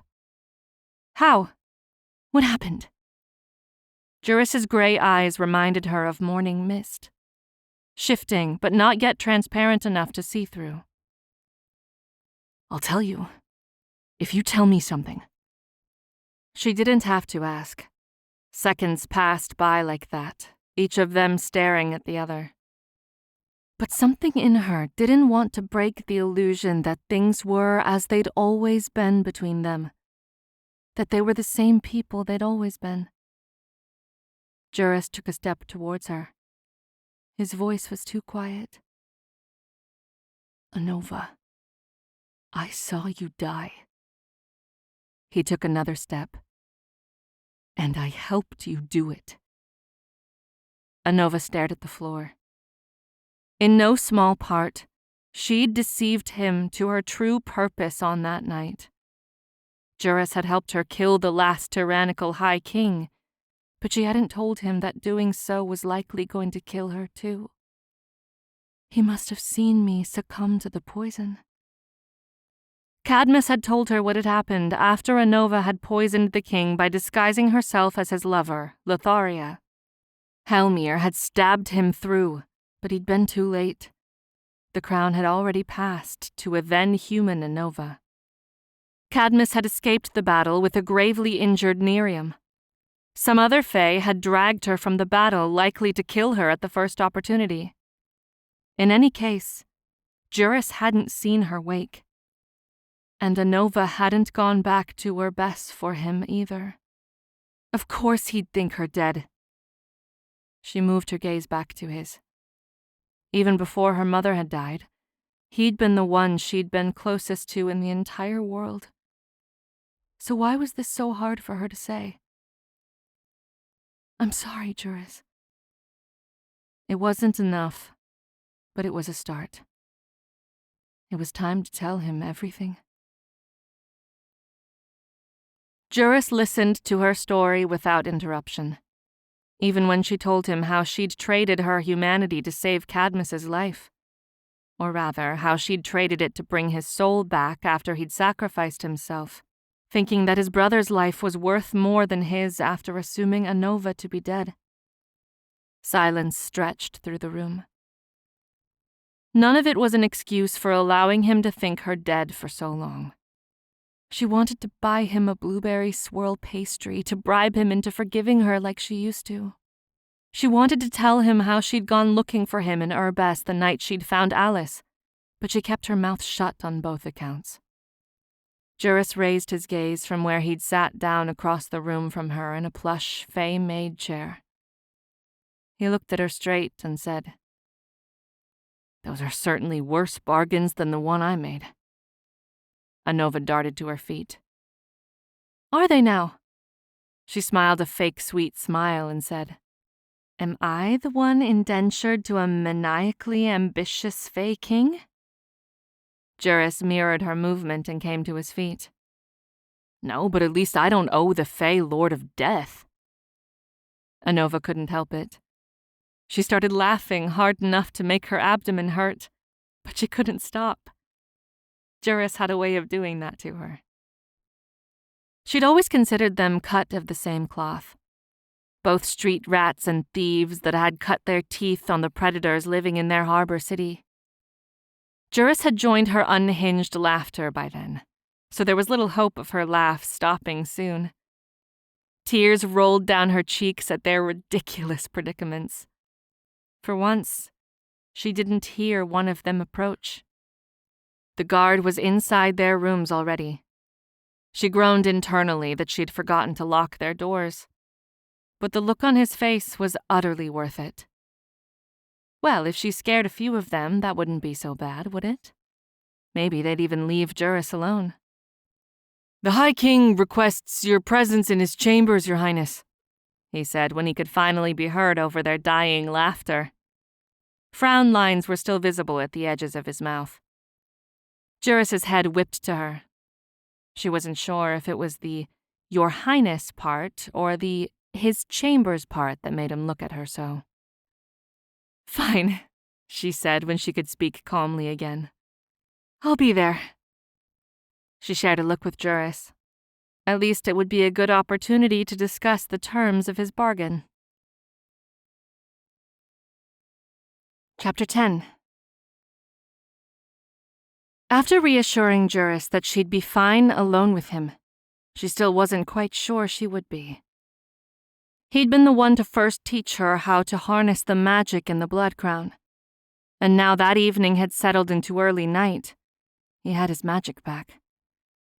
This is all for Cadmus and the others. But how was she supposed to save them all? She'd have to convince Hellmyr to go to Cadmus's estate on the full moon.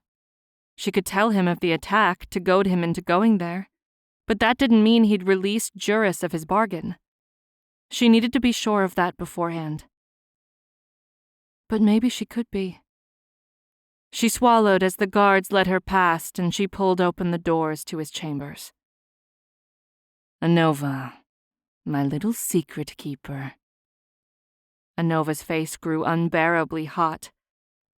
"Could you possibly put something on?" she growled, looking pointedly at the towel wrapped around his waist. "Why would I? Assuming you stick to your word, you came here to return as my queen. As the king, one would naturally assume." "Stick to my word?" Anova had had enough of where that had been going. She felt her eyebrows lift. "You never said Juris would be your pet when I returned."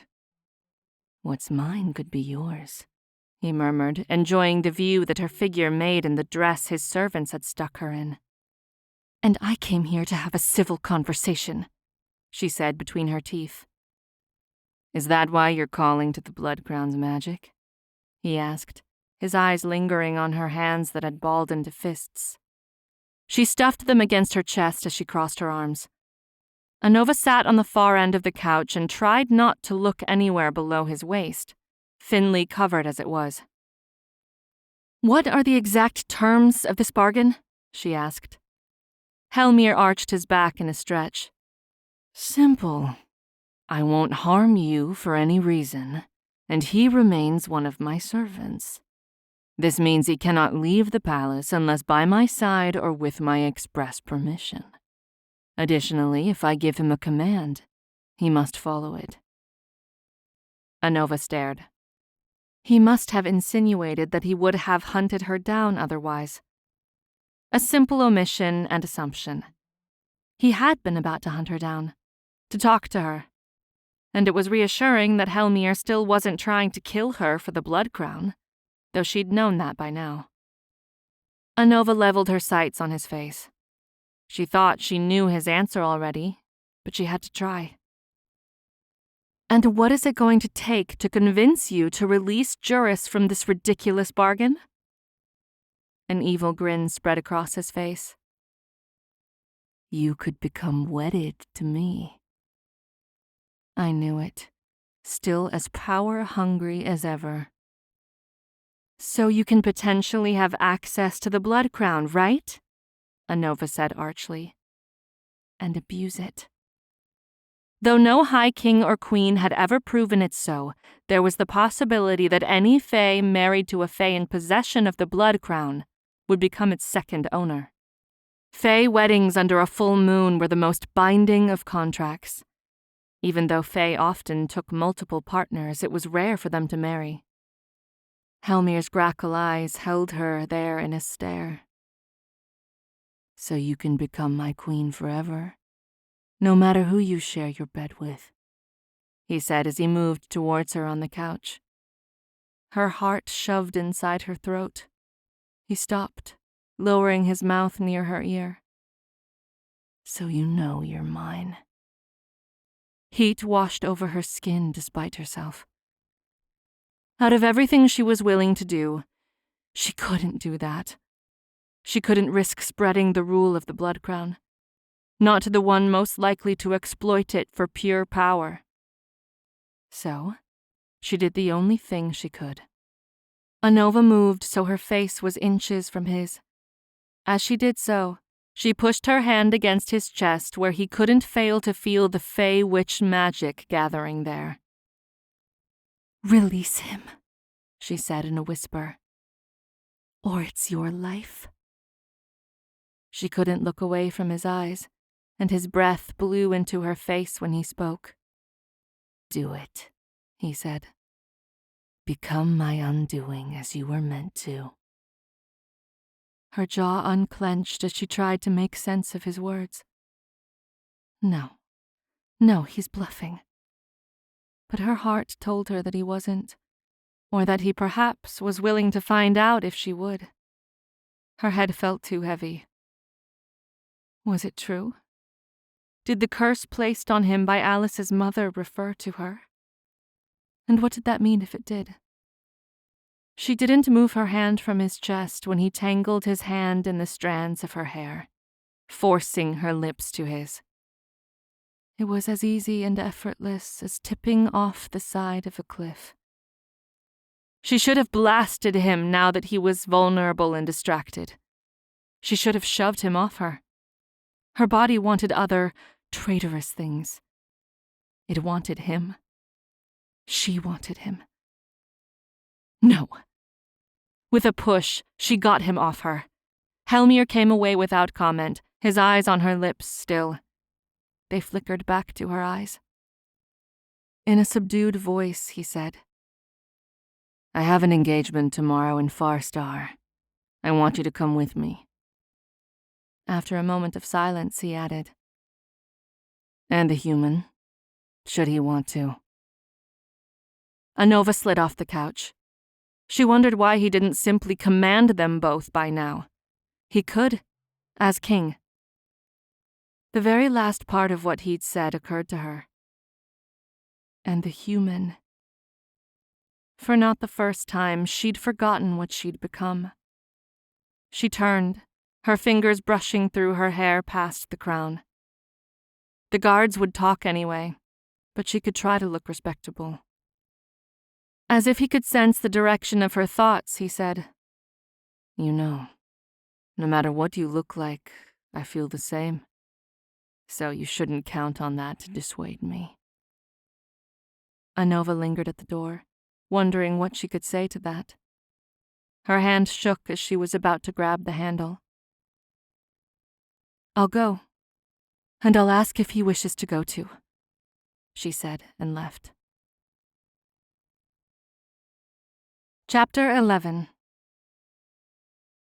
When Juris had asked how it had gone, Anova had omitted the bit about the curse and the feelings she may or may not have still felt for the wicked Fae. It did no good to speculate on them, not when her heart belonged to another. She and Juris rode together on one of Hellmyr's mares through the frigid land of Farstar. He rode ahead of them on horseback, his king's guard clustered around him. They hung tight to the two of them as well, making it difficult for their conversation not to carry to all the Fae. Every so often, cold air nipped at her extremities, though his servants had forced coats of white fur on them and cold weather boots. She supposed that pets weren't very entertaining if they froze to death. So you know you're mine. Anova clenched her teeth. As far as Fae bargains went, the one between Hellmyr and Juris was a fairly straightforward one. But she didn't like the addendum about how he could order Juris to do absolutely anything and how he'd be compelled to carry it out. Then again, hadn't she traded a similar amount of leverage to the Lord of Death himself? Which was worse? Hellmyr hadn't asked her how she'd brought back Cadmus, which meant that he must have heard rumors or gathered intel on what had happened. But she reminded herself that he and his mother had likely planned on the crown turning her more or less fey from the start when they'd started to train her to use its powers. And he hadn't bothered to inform her about that tidbit when he'd started training her. Though at the time, she'd been dying from the Blood Crown's influence on her. It had become a seamless part of her. No longer did it send tendrils of pain down her nerves. While it didn't scream at her in her head when she removed it, she felt a nearly irresistible urge to return it to her person when she had to take it off. Besides, it wasn't something one should leave lying about. You've gotten powerful. Anova stopped thinking of him then. She was doing this all for Cadmus. Hellmyr's fist punched the air in a signal for the rest of them to stop. The gates to his father's castle rose before them like black thorns growing towards a sky that constantly drifted down snowflakes. Being here didn't sit well with her as the memories from when they were last here came to mind. She and Cadmus had been invited to the former High King's court, only to be used as a demonstration why Fae should wage war on the human lands. Too suddenly, Hellmyr was beside their horse. His dark hair and eyes stood out in a stark contrast to the snow-flecked land around them. Anova reluctantly accepted his help dismounting from the mare, and as he did the same for Juris, Hellmyr murmured, "And my harem, of course." Juris's ears reddened and his jaw set, but Anova bit out a response faster than he could. "You wish," she said through her teeth. Hellmyr shrugged as he turned away. "As you say." Anova stared daggers at the back of Hellmyr's head as they walked through the halls that his father had formerly thrown the most lavish of Fae parties in. She'd thought he'd abandoned the castle in Farstar on principle, to show to Fae that he wasn't the man who'd sired him and who had kept the realm in an oppressive grip. So what the hell was this all about? As they passed through the halls, a variety of Fae moved past them, their heads quickly tilting down in deference when they passed Hellmyr. It was strange. None of them seemed to be guards or more of his soldiers. When they passed one Fae with hair as white as snow pushing a cart of glass flasks and vials, Anova realized they were full of Fae magic. What's going on here? Hellmyr stopped this one to speak with her for a moment. Anova stared at their lips, trying to read them as they spoke too quietly to hear otherwise, when she heard something else. "He should have left the pets outside. This is no place for them." Her gaze shot in the direction she'd heard the words, but all she saw were two Fae that had already passed them many seconds ago in the halls. Likely Juris hadn't heard them. They were nearly at the entry doors. It was then that she realized, though all the Fae passing them showed deference to the king, their gazes had narrowed or their lips had pinched when they'd seen her and Juris trailing him. Harem. Anova bit into the tip of her tongue. She was going to have to talk to Hellmyr about the words he used for the two of them. But isn't that what I am to him? A possession that he fights with Cadmus over? Anova had to stop thinking on the words replaying over and over in her head. Juris shot her a questioning look, but they'd all stopped at last. When they walked into the cavernous room where it had all happened, she shivered from the vile memories. Hellmyr looked at her and shed his coat, attempting to hand the feathered thing to her. She shook her head at him. "I don't like it here," she said through clenched teeth. For once, he seemed to sober from her words. Anova remembered that Hellmyr had been a pawn of his father back then, as the heir he hadn't known he'd had and the babe he hadn't killed. Those days, they'd all played parts they didn't relish. Two Fae approached from the other side of the room. The first she recognized with a start. The Fae lady's yellow eyes felt like they pierced through Anova's core. Lotharia didn't seem surprised at her being there, even though when she'd last seen the Fae lady, Anova had been declared dead in a haze of belladonna poisoning.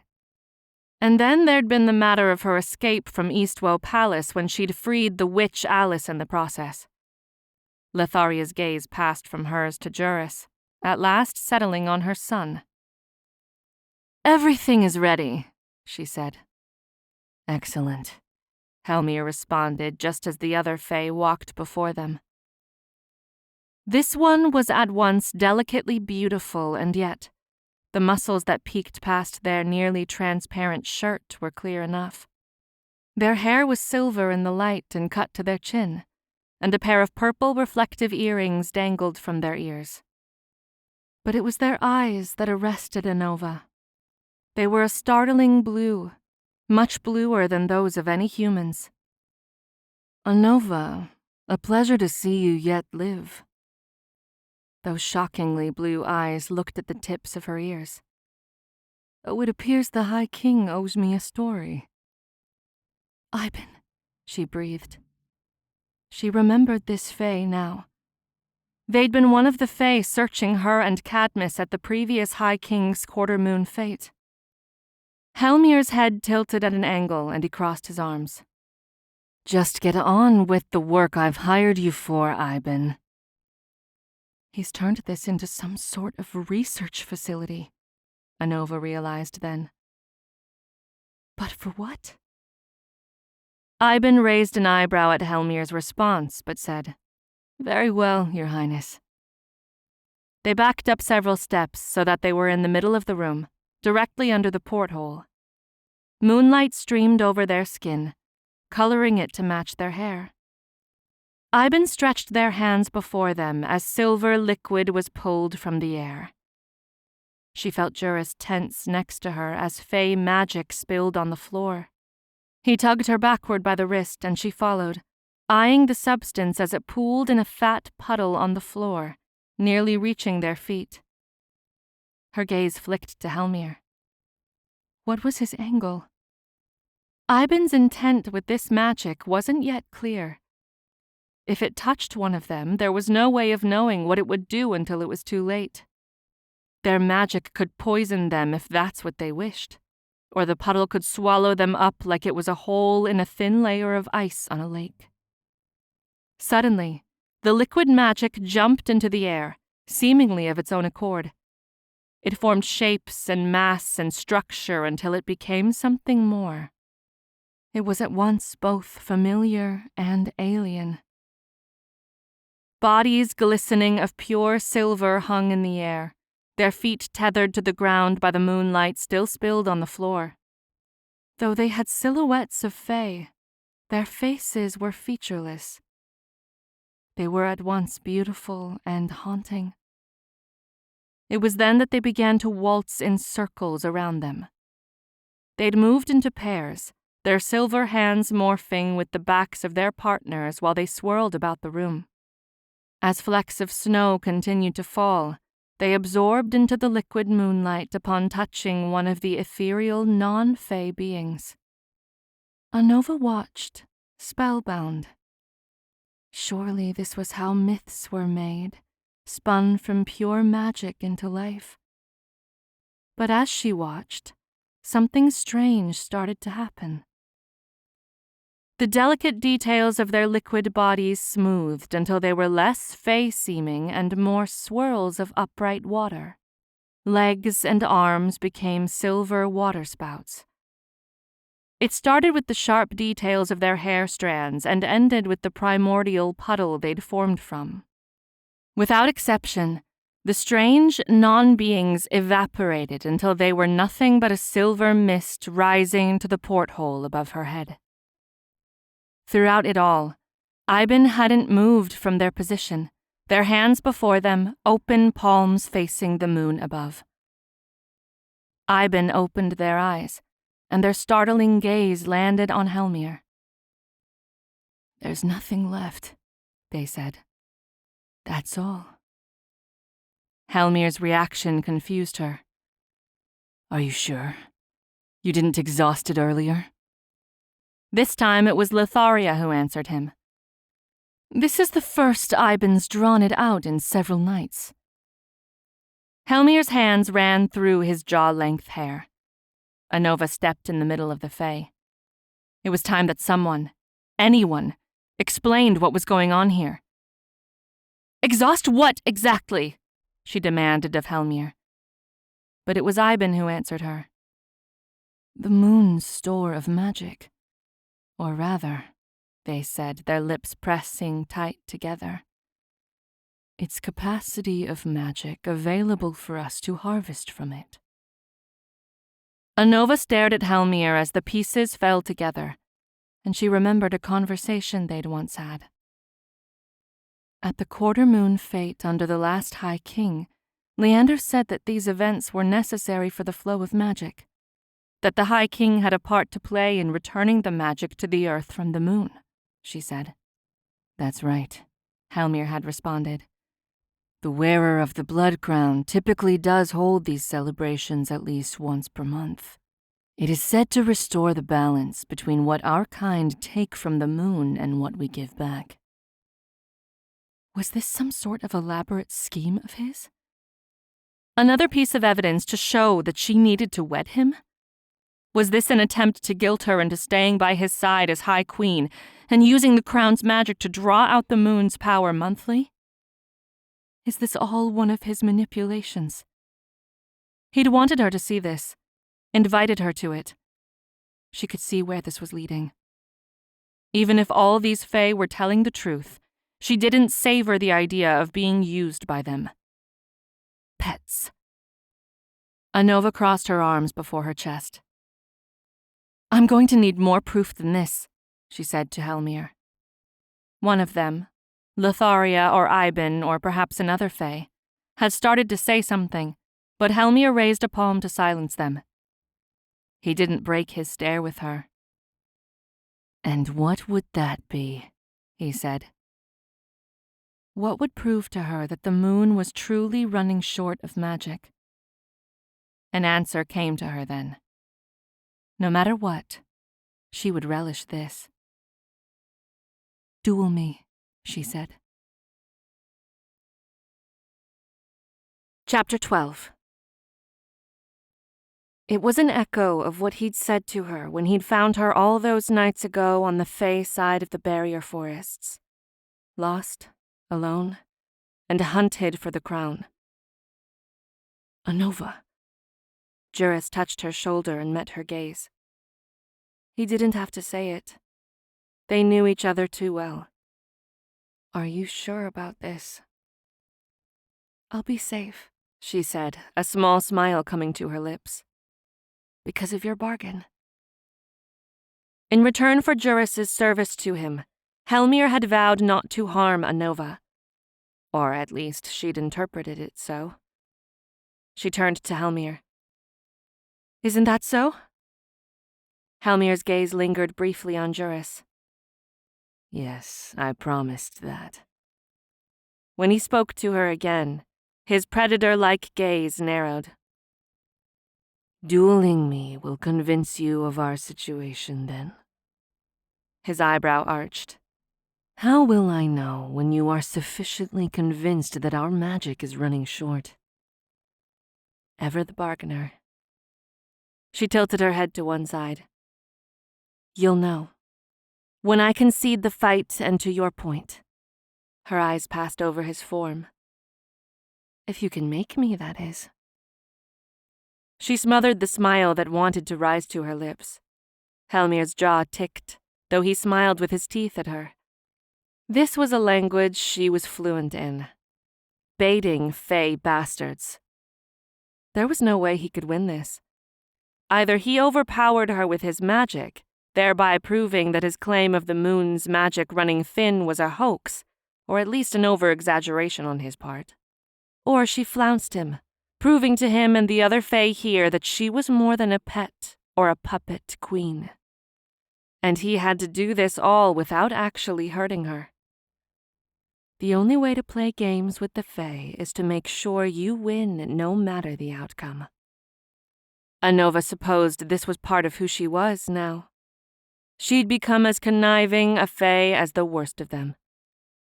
So be it, she thought. Out loud, she said, "No weapons, other than those you call upon using the moon.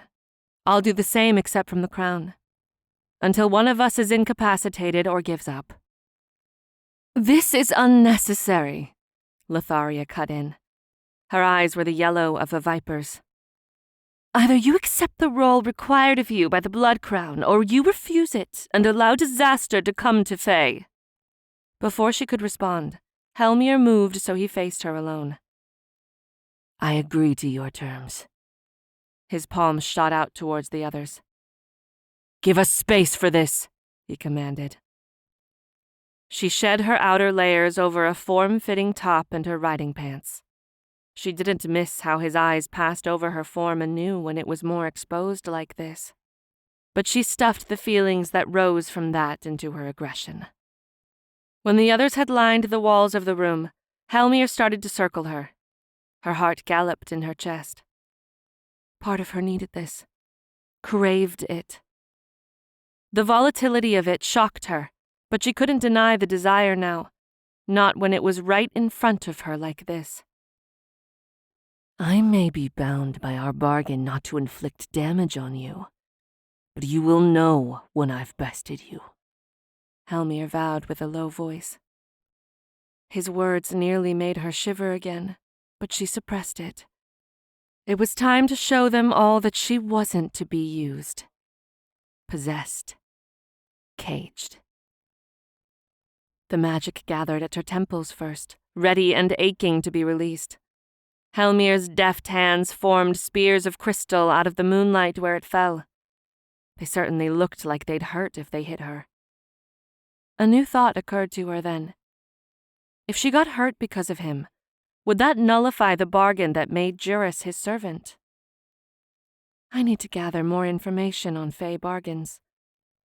With her thoughts still scattered about her, his first volley came. His crystal spikes shot from his palms toward her, whistling through the air. The breath left her lungs as she dodged the projectiles, and she slid across the floor. The spikes crashed upon it seconds after her. When they broke, the glass-like fragments dissolved into the air, leaving small trails of smoke each. But he wasn't done, not by a long shot. His dark eyes gleamed in the silver light. 2 more crystal spikes hovered in the air above his hands. One by one, he hurled each at her midsection in an easy dodge. He's holding back, she realized.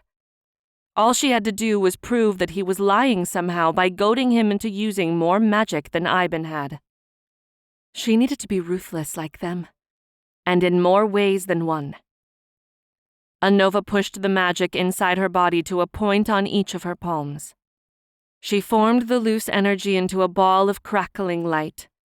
With a thrust, she threw it at Hellmyr's chest just as he tried forming more crystal spikes. Hellmyr bent back to avoid it, and it dissolved before it could crash into the wall near Juris and the gathered Fae watching. He hadn't even broken a sweat to do so, and the spike was already sailing towards her. Anova growled low as she moved out of its way, causing Hellmyr to smirk. If this is too much, we can stop. There are other ways of proving my point. Why? I haven't even started yet, she responded. Anova gathered more of the Blood Crown's magic in her hands, though this time, her thoughts bent in another direction for its form. Following her intent, it shaped itself into something she was more familiar with. She gripped the sword in her hands. When the flurries from the wide window above came too close to it, they dissolved into water vapor on the air. He'd waited for her, and she partially hated even that courtesy. But as soon as she dove for him, a new series of crystal spikes erupted from his palms. Her feet didn't stop moving as she came for him. Anova used the sword of heat and searing light to block his projectiles, and they broke on contact with her magicked weapon. Goad him into a true strike, she commanded herself. Her body spun out of the way of his attack, a feint that Cadmus had trained her to spot early in her opponents. It brought them much closer than before. When she was near enough to him that her words wouldn't carry to the others, she said in his ear, "If you can't subdue me, how could you hope to wed me?" Hellmyr's eyes flashed at her as she pulled out of his reach at the last second. In a voice equally as low, he said, "I could make you mine, you know." "I'd like to see you try," she said through her teeth. Anova shoved the sword at his shoulder joint. Heat vibrated off it in waves. He twisted out of the way, at the same time shoving a crystal spike at her upper half like he was trying to pin her down with them. Something had changed. It no longer felt like they were dueling to prove or disprove a point. Or, at least, they weren't dueling for the point they'd established beforehand. Anova's heart danced like the bodies of ethereal fae had.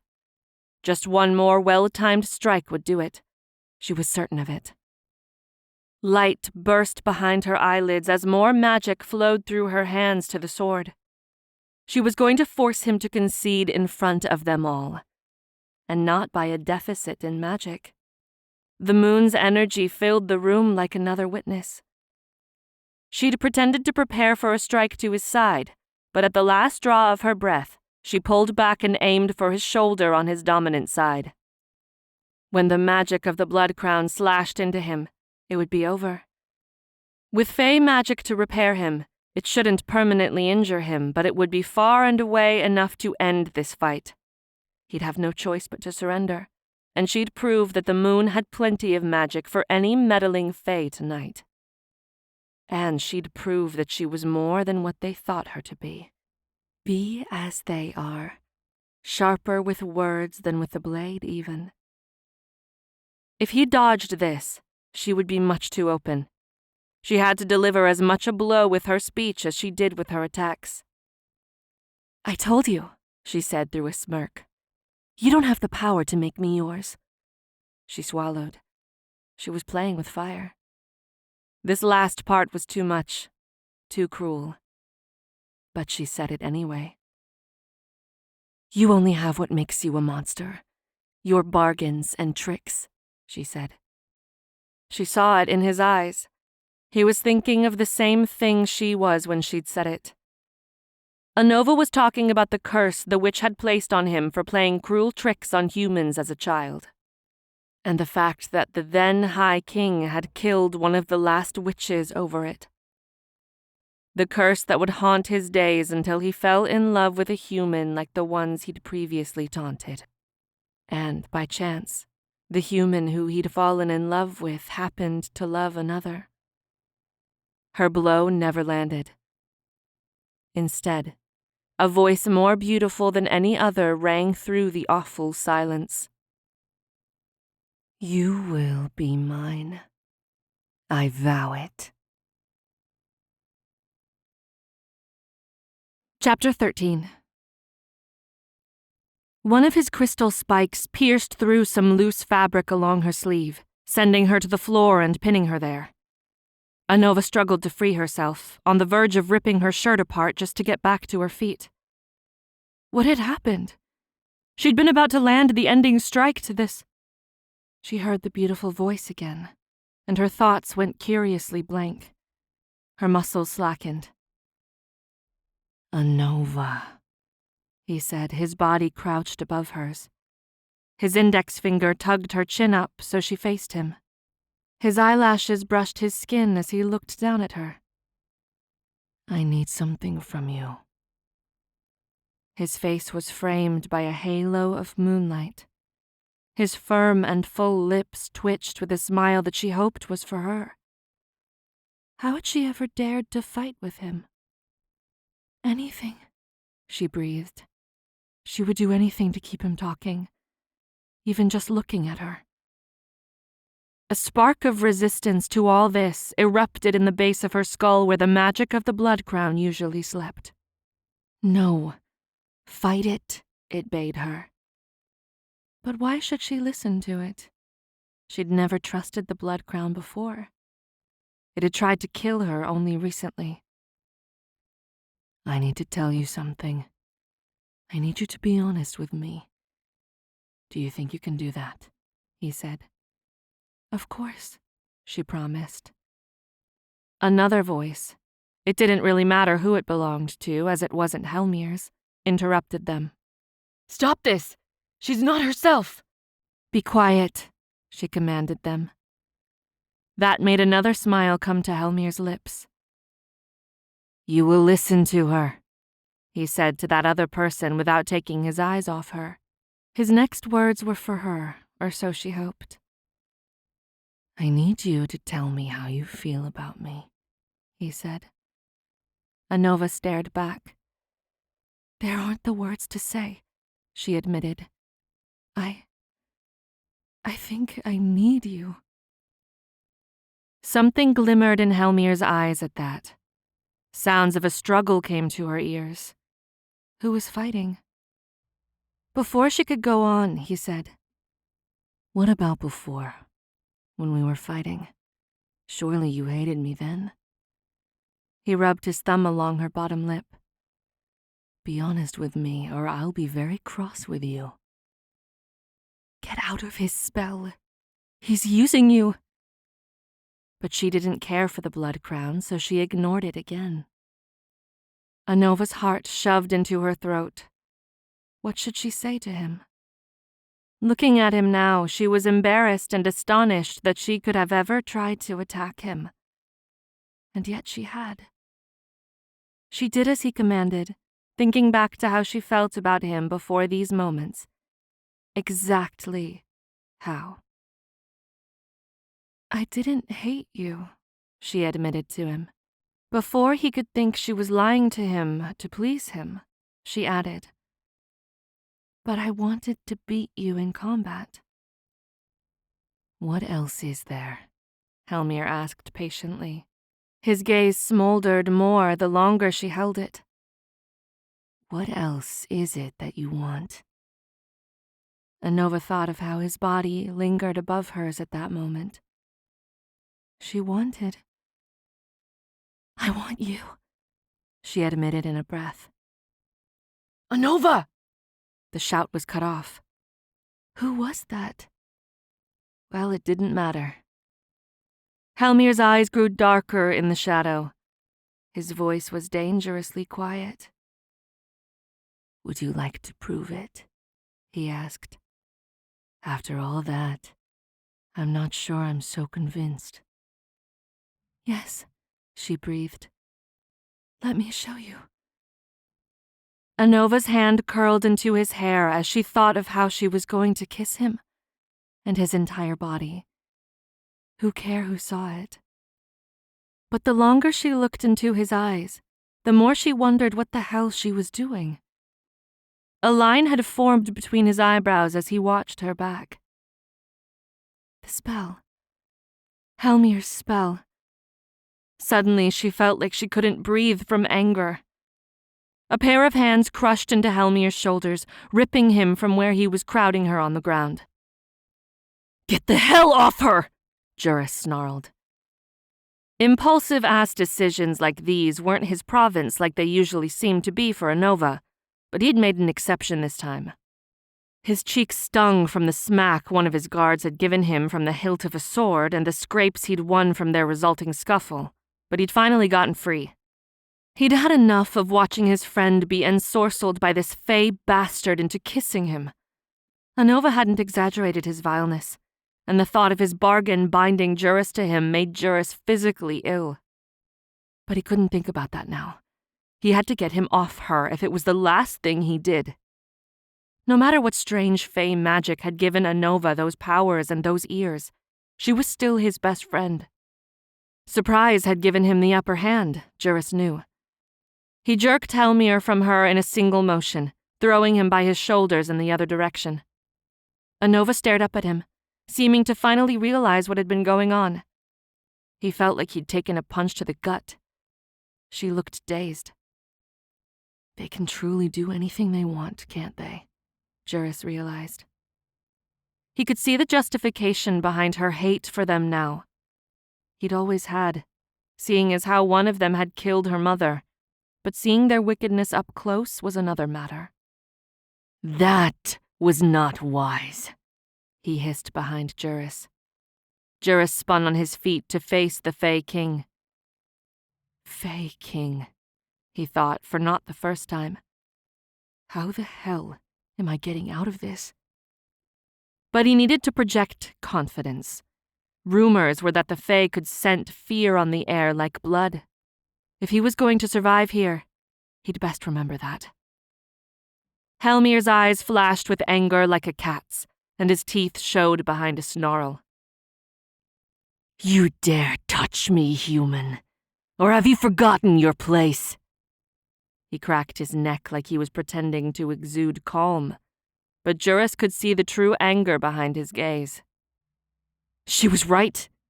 You are a monster, Juris said back to him. He couldn't help it, even knowing that the consequences were likely to hurt. It was bullshit. Not because you're Fae, either, but because of how you act, he said in his face. He hadn't realized how close he'd gotten to the Fey King. Hellmyr said, Monsters do what they want, take what they want. Damn the consequences. The Fae smiled at him, though Juris could see that it was forced. Perhaps you're about to find out what that means, my human servant. Anova shoved herself in front of Juris before Hellmyr could do anything more. She'd been a damned fool. The blood crown and what lingered of her human sensibilities had tried to convince her of the truth, but she hadn't wanted to hear it. Juris had been fighting for her from the start. Those were the noises she'd heard in her delirium. It was time she showed up and did the same. The magic came to her grasp easily, like it had been watching and waiting for the moment it would be let gloriously free. This time, the magic of the blood crown formed a whip of light streaming through her hands. She reared back and let the magic free in a searing strike aimed at his chest. Hellmyr's hands made a gesture as if he was pulling magic from the air to form more of his crystalline weapons.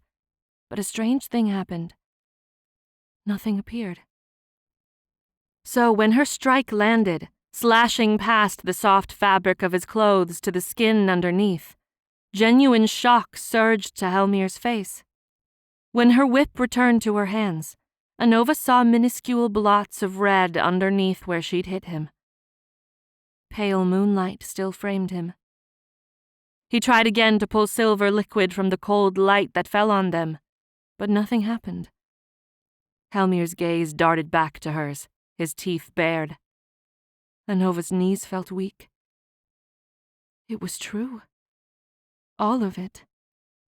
The moon was running short of magic for the Fae to possess. She glanced up at it for a bare second. It was heavy, just past quarter full, and she knew that it had been waxing rather than waning. This explained something else, too. Cadmus's magic had failed during our fight with Alice. It was how she and her army had been able to best us, even on a night with bright moonlight. Hellmyr said no more as his guards came to clean him up. Some drew their weapons, likely about to arrest either Juris or herself, when Hellmyr ordered them to put them away. Hate was clear as day in Lotharia's gaze.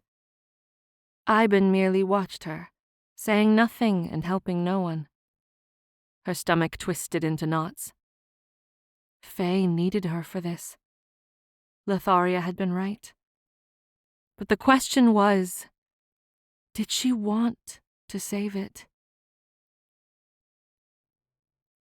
Chapter 14.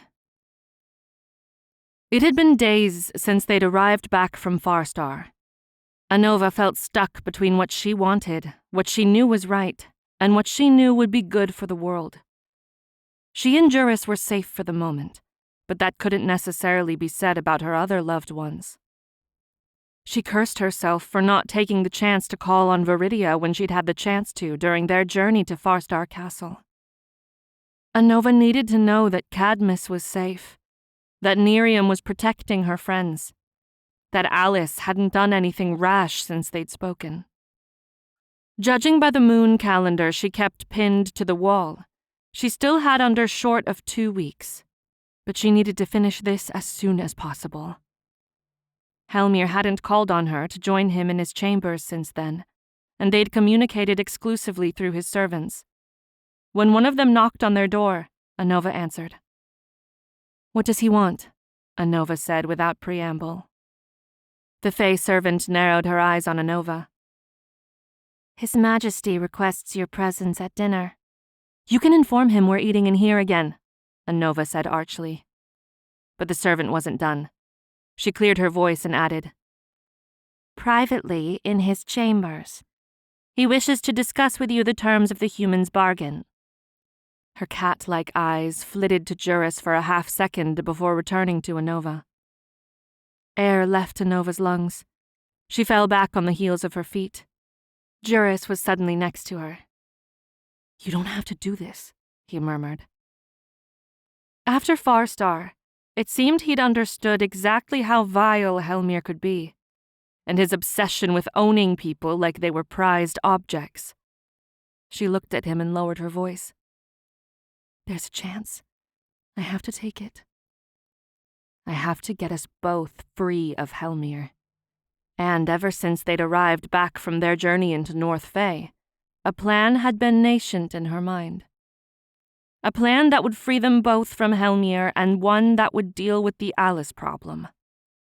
But she had to meet with Hellmyr in order for any of it to be possible. And maybe even do more than that, if necessary. Anova swallowed, her hand firm on Juris's where it had pressed into her shoulder. "I'll be there," she informed the Fae servant. The guards parted for her, and she pulled open the doors to his chambers. Her heart thundered with something that she wasn't sure was only anger.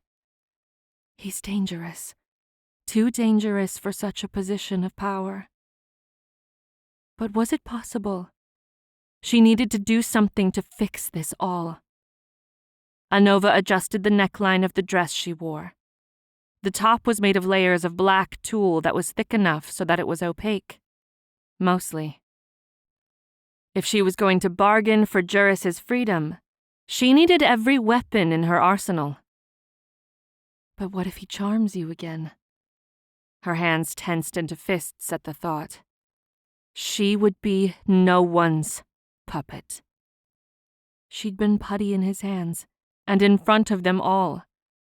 It was enough to make the Blood Crown's magic throb in the back of her skull. Before her was a table laden with candles with long burning flames, a roasted duck, glazed apples, and glasses of crystalline water. She supposed if magic was running thin as he'd said, it wouldn't be wise to extract some just to make her drunk on Fae wine. Or maybe he finally learned the lesson. Heat washed over her anew as she smelled him. He had seemingly materialized behind her. You would be wise not to touch someone so casually before knowing whether they are your enemy, she grinded out as he lifted a piece of her hair to tuck it behind her ear. Hellmyr's breath played on her skin when he spoke. That's never meant much to you before, he purred. Maybe it does now, she said. Anova turned to face him, the power from the crown surging inside her. He was suddenly behind her again, holding a chair out for her to sit in. My servants tell me you have barely eaten since we arrived back in East Woe. I will see you eat, at least. Anova glared at him, wondering who had told on her habits and how closely they'd been watching her this entire time. But her stomach won the battle. She shoved herself in the seat. She had to play this right, but so far she was being far too emotional. Hellmyr joined her on the other side of the table, his white shirt open to most of his chest. Vain thing, she thought, trying not to linger on the sight. Despite herself, she watched as his heartbeat flickered at his bare throat in a regular rhythm. If she concentrated hard enough, she thought she might be able to hear it. I could use his tactics against him, she realized with a start. But for what? She'd have to find his lies and use them to her advantage. Once you're done ogling me, you're free to eat, he said as he leaned back, somehow exposing more of his chest. His smirk was infuriating. He continued talking. Unless you came here for a reason other than for dinner. Anova couldn't help the vitriol that crept into her voice. And how do I know you haven't poisoned it? Hellmyr sobered, picked up his knife and stabbed through one of the duck's thighs. He chewed slowly as he held her gaze and swallowed. Anova averted her eyes. Maybe it was trite to say such a thing when he could charm her at any time, but she wasn't too keen on granting trust freely at the moment. She started by slicing into one of the apples coated in a thick glaze flecked with cinnamon. Her stomach had started to squeeze itself, and this seemed the safest choice. "Why?" she said, glancing at him. He would know what she was asking. Why did you do that in Farstar? Perhaps they'd both gone farther than they should have, but what he'd done didn't compare to a little sparring. And it was then that she noticed a thin, pale line on his chest. He found where she was looking. The crown's magic tends to leave marks. It's different from ours, he said. Anova stared down at her food. "I'm sorry," she said in her thoughts, but it didn't come out. I did it to prove it to you, he said finally. Your feelings. Anova's gaze darted up again. What the hell sort of excuse was that for expelling her? "I love Cadmus," she said. Hellmyr's eyes were dark in the shadows of the room. Then why aren't you with him now? Because I had to save Juris. Because coming here could free Cadmus and my friends. But she couldn't say any of it. The wavering candlelight fell on his face, traveling along his sharp jawline. I am fated to you, he said.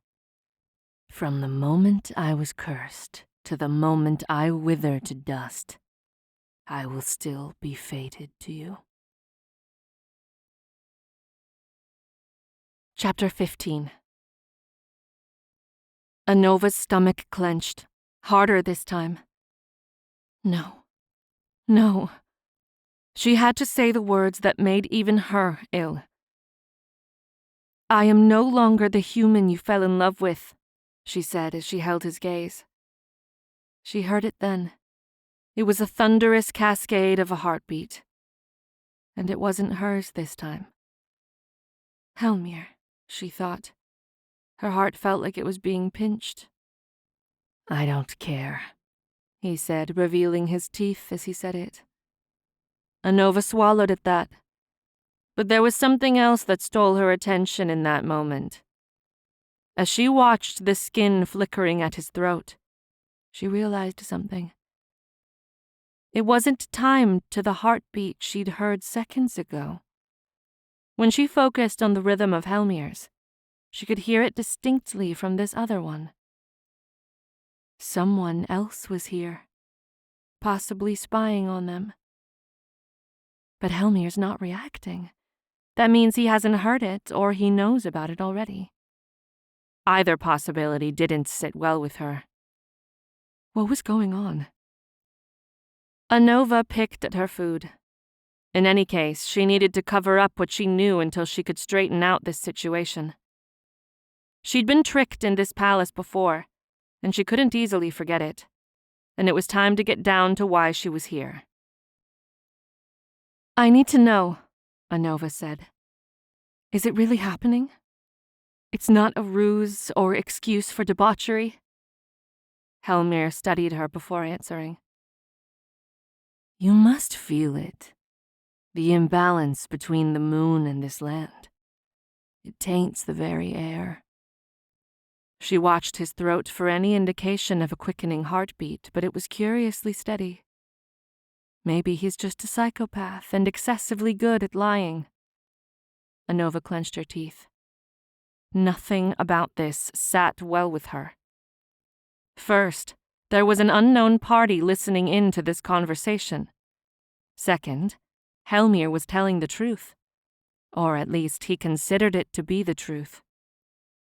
And in her heart of hearts, Anova had to admit to herself that she had felt something different in the last few weeks.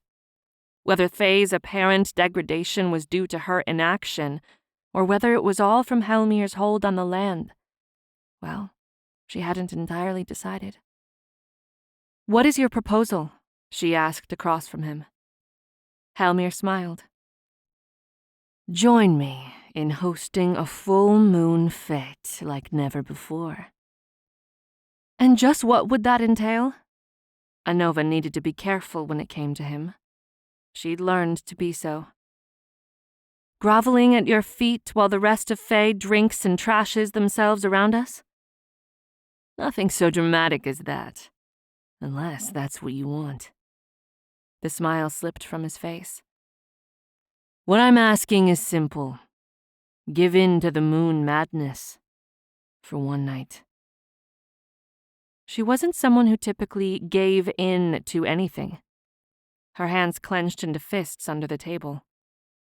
She didn't like this. For the moment, she ignored his moon madness suggestion. They could go mad all they wanted without her. In fact, the Faye that she knew needed little help with that.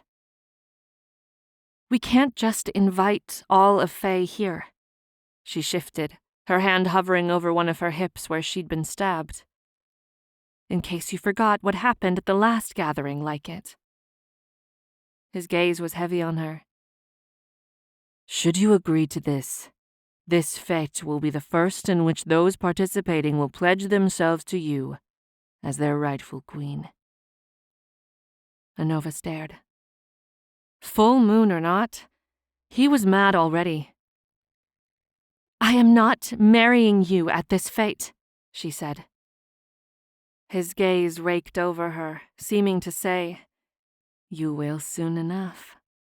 But when he spoke, he said, That's not necessary for them to recognize you as Faye's queen. You are the holder of the blood crown. Therefore, you are a queen. He leaned back again, allowing moonlight to follow the hard lines of his chest. Of course, you'll be my queen in due time, but you are irrefutably a queen of Faye. Anova breathed and allowed herself to think on what he'd proposed. She didn't relish the idea of Faye pledging themselves to her, and she suspected they'd feel the same. But what if it means they stop seeing me as Hellmyr's pet? Or as a target? She swallowed dryly. There was another reason she was doing this, and she'd do best to remember it. Anova leaned forward. If I agree to this, you're freeing him. Now. No tricks, she said. Her heart felt like it stopped beating in the seconds before he answered.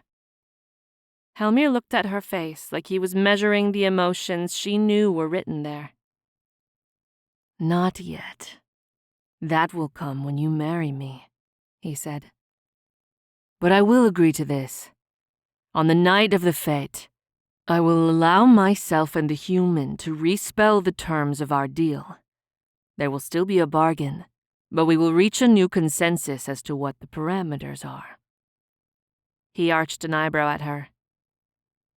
Is that not fair? Fair isn't a word I would even speak in the same room as you, she thought, but didn't say. I'm not one to say. I will need to speak to Juris about it, she decided to say. After all, it was his freedom on the line. After a few heartbeats, Hellmyr said, Fine, but I will require an answer to my proposal within the night. Speaking of which, Hellmyr said and then paused. The skin around his eyes narrowed. You traded your humanity to the Lord of Death, didn't you? Anova's stomach dropped like a stone. That doesn't concern you, she managed, though she felt blood rise inside her. Did Fae blush in anger like humans did? She didn't know. She didn't feel like them, flawless, cunning, magical. But she didn't feel like the human she'd once been. Hellmyr's gaze lingered on what could be seen under the gauzy dress, her burn marks. When it comes to you, it concerns me, he responded. Words fought to be said against her tight lips. The truth was, she needed help. There was a bargain that Hellmyr didn't know about, one much worse than the one he'd mentioned about her humanity, one that he would have laughed at her for agreeing to. A near unconditional one. She could ask him for help. She could ask him for advice. But when it came to him, there was always a cost, and she feared she already knew what it would be in this case. Anova returned her attention back to her plate just for an excuse to look away from his face. Cadmus's voice was whisper quiet. Is this about what he feels for you? She was a coward. She'd not sent Viridia a message to Nerium because she feared what Cadmus would think when he learned that she'd gone back to him, even if it was to free him from Alice's army. Cadmus. Her throat was too tight to respond. Something else was happening, however. Suddenly, her stomach roiled like a boat on a turbulent sea. She felt bile rise on her throat. Anova jumped to her feet, nearly knocking over the table from the force she'd expended. Hellmyr mirrored the movement. What's wrong? He said. Light from his fey magic already played in his palms. Anova shook her head. She was going to be sick. She must have eaten too much too fast. I'll be fine, she managed to say, but then she clamped her teeth together.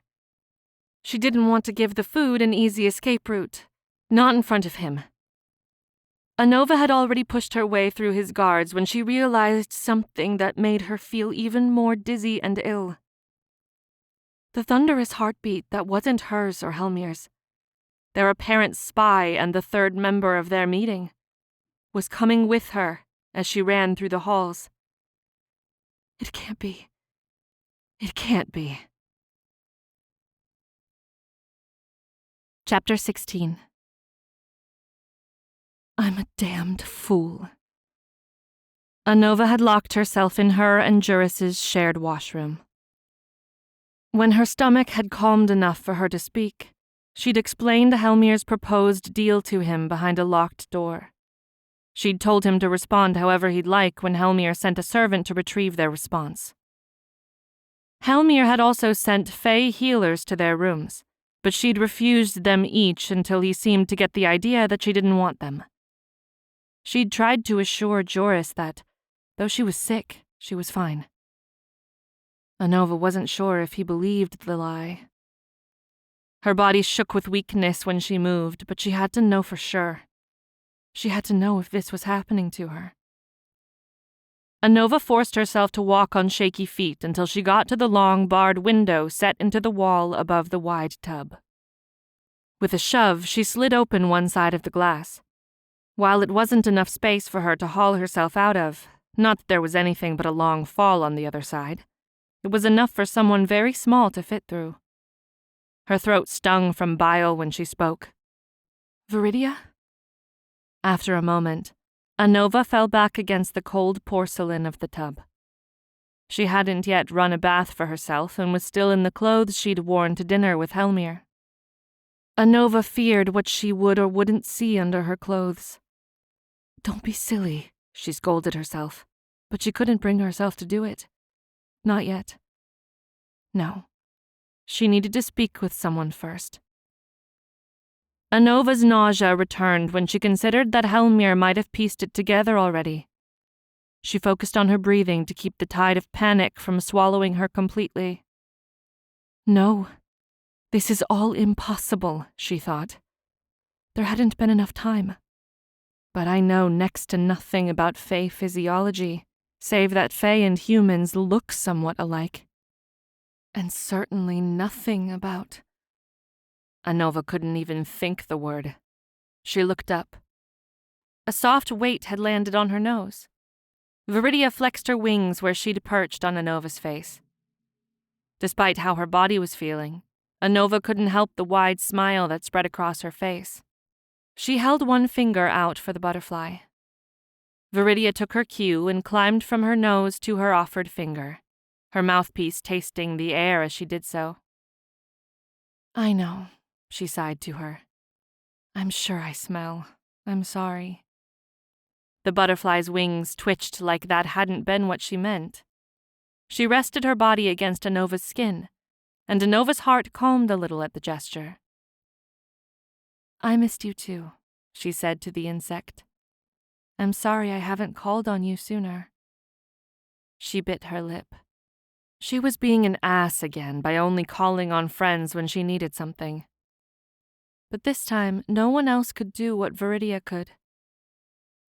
Could you find someone for me? I need to track down a moth, she said. Viridia flexed her wings, her black compound eyes seeming to sparkle in the limited light. Anova was sure she didn't deserve friends like these. Anova woke with a start. Darkness still invaded their wash chambers, but she was certain something had forced her into wakefulness. The feeling was like a fly sitting on top of her head. She blinked and looked to the window. Something was coming. It was then that she saw a flurry of colors and wings tangled together. The mass toppled over the other side of her window, landing on the bottom of the dry porcelain near her feet. She could tell by the vivid green of her wings that one of the creatures was Viridia. That's enough fighting, Anova said, trying to pry the two winged insects apart. You're not hurting her on my watch, she told the tiger moth as she pulled it freely from where its limbs had been on the butterfly. She could have sworn Viridia was glaring at the moth. She sat perched on the edge of the tub, her wings twitching with agitation.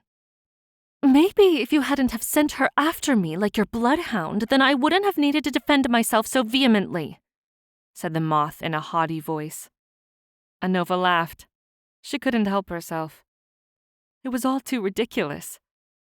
In the body of one of her moths, Lycasta glared at her from the bottom of the tub.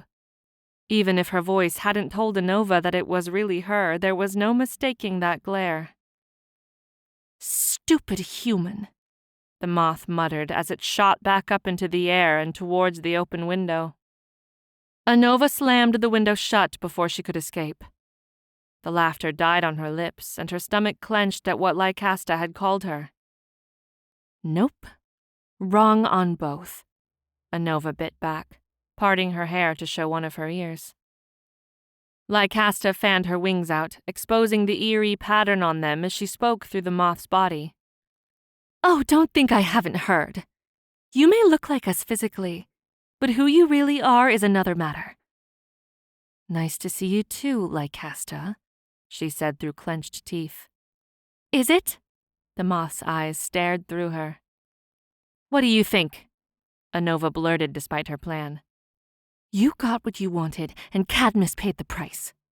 Her voice came out in a harsh whisper. Something in the Fae lady's demeanor changed, and her voice fell quiet. Well, Leander didn't appreciate my methods. Anova's jaw dropped when she realized. He left her. Of course, the Fae lady had done all manner of terrible things to merit that, and yet she was surprised to feel some measure of pity for her. Tricking Cadmus into sacrificing his own life for his brothers had likely been the only way of making the spell permanent for Leander. The cost of restoring his life would have been too high otherwise. It had been the only way for Lycasta to have him alive again, and it had driven him from her entirely. In her position, would I have done the same? Anova wondered. Her jaw tensed. There was a great deal of things she would never have stooped to in Lycasta's position. But was that one of them?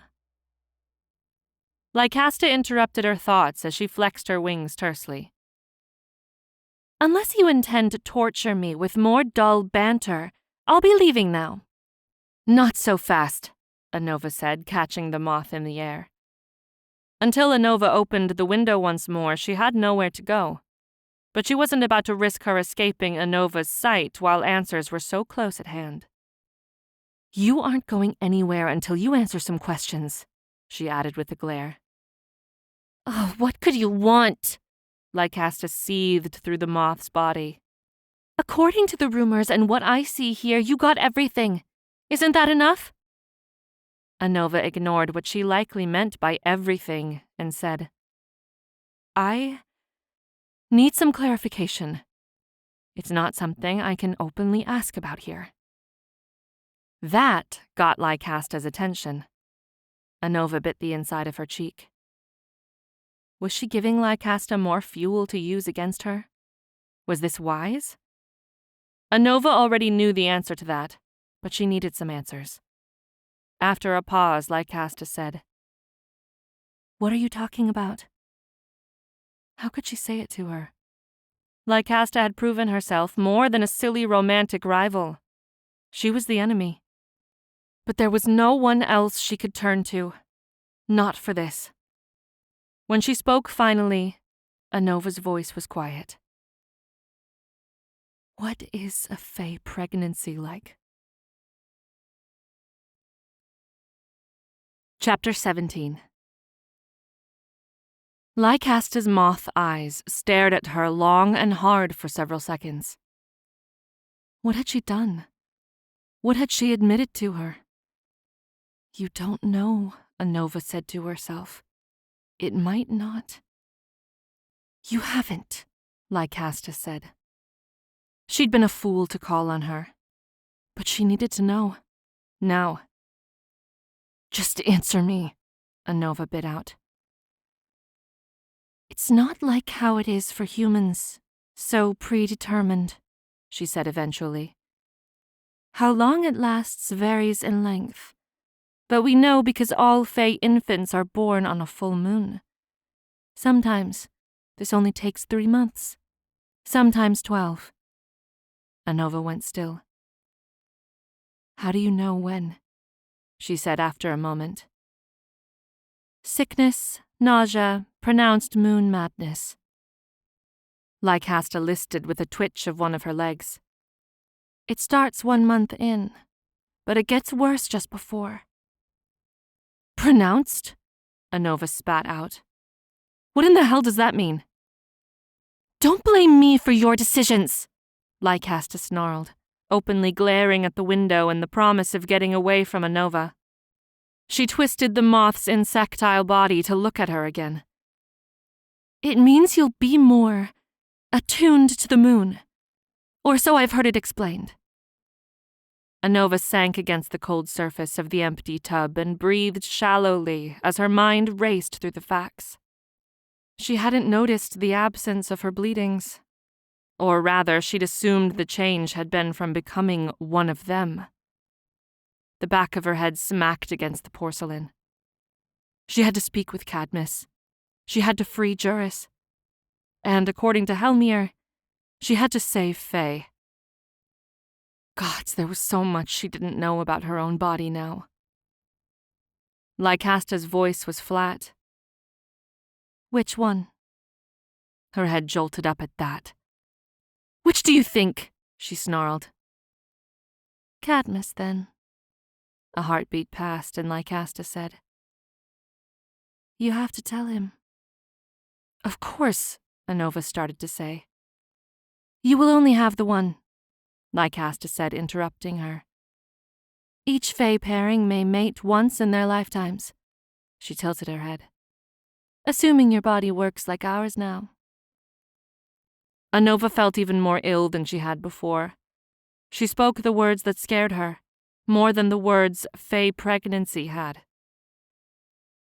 And the blood crown? Anova said. Before, when I was human, it tried to kill me. Will it? She couldn't finish the thought. Gods, what was going on? Judging from her calculations, it had only been a few weeks, maybe a month or so. It had happened after she'd made the deal with Rietvar to save Cadmus and accepted the crown's power while giving up her life as a human. But her body had once been human. Would the blood crown react so violently to their child? Child. The word made her heart race. Cadmus. I don't know, Lycasta admitted. But that's the extent of what I can explain for you. Her fan-like antennae twitched in apparent impatience. So I'll be leaving now, before your mad fae king discovers you're full already with another fae's child. Anova gritted her teeth, ready to bite out a fitting response to that when she stopped herself. There was something to Lycasta's demeanor that gave her pause. It was in the way she kept looking at the closed window and the way she spoke about Hellmyr. Because underneath the taunting and the insults was a darker, more vulnerable emotion. She's afraid of him, Anova realized. That's why she's so anxious to get out. She's afraid Hellmyr will take his revenge on her for tricking him into thinking I was dead. A new plan had formed in her mind. Lycasta had started to flutter to the closed window, but Anova grabbed the moth before she could make the distance. I'm not done with you yet. I need you to deliver some correspondence. The bug's legs writhed in her grasp, but Anova didn't let go. I'm not your delivery pigeon, Lycasta said.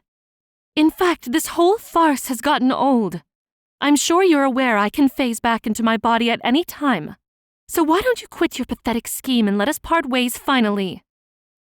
But you haven't yet, Anova pointed out. Or else you would have by now.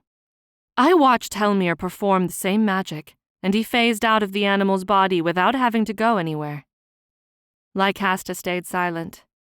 It was time to make some more guesses. There's something wrong, Anova surmised. You can't. You don't have the magic for that. The moon's magic was fading, after all. It wasn't a stretch to assume that it was affecting Fae all over. She wouldn't have stayed and answered my questions otherwise. Anova narrowed her eyes at Lycasta. You're stuck as a moth until sunrise. The Fae lady glared back at her until she spoke. Your attack hound caught me at a bad time. I wasn't aware of just how much the moon's magic has waned for us because of your negligence. Anova swallowed at her wording. She'd never wanted or meant to possess the blood crown, but that couldn't be helped now. What mattered was that she had Lycasta in her power, and she needed something from her. While she still held the moth that was Lycasta, Anova looked over to her butterfly friend. Do you think you could keep an eye on her for another night or so? She asked Viridia. I'm not doing your bidding, Anova smiled. Hellmyr would be most interested to see you tonight. In fact, even if I let you go now, I think he would love to hear you're still within Fae's borders after all.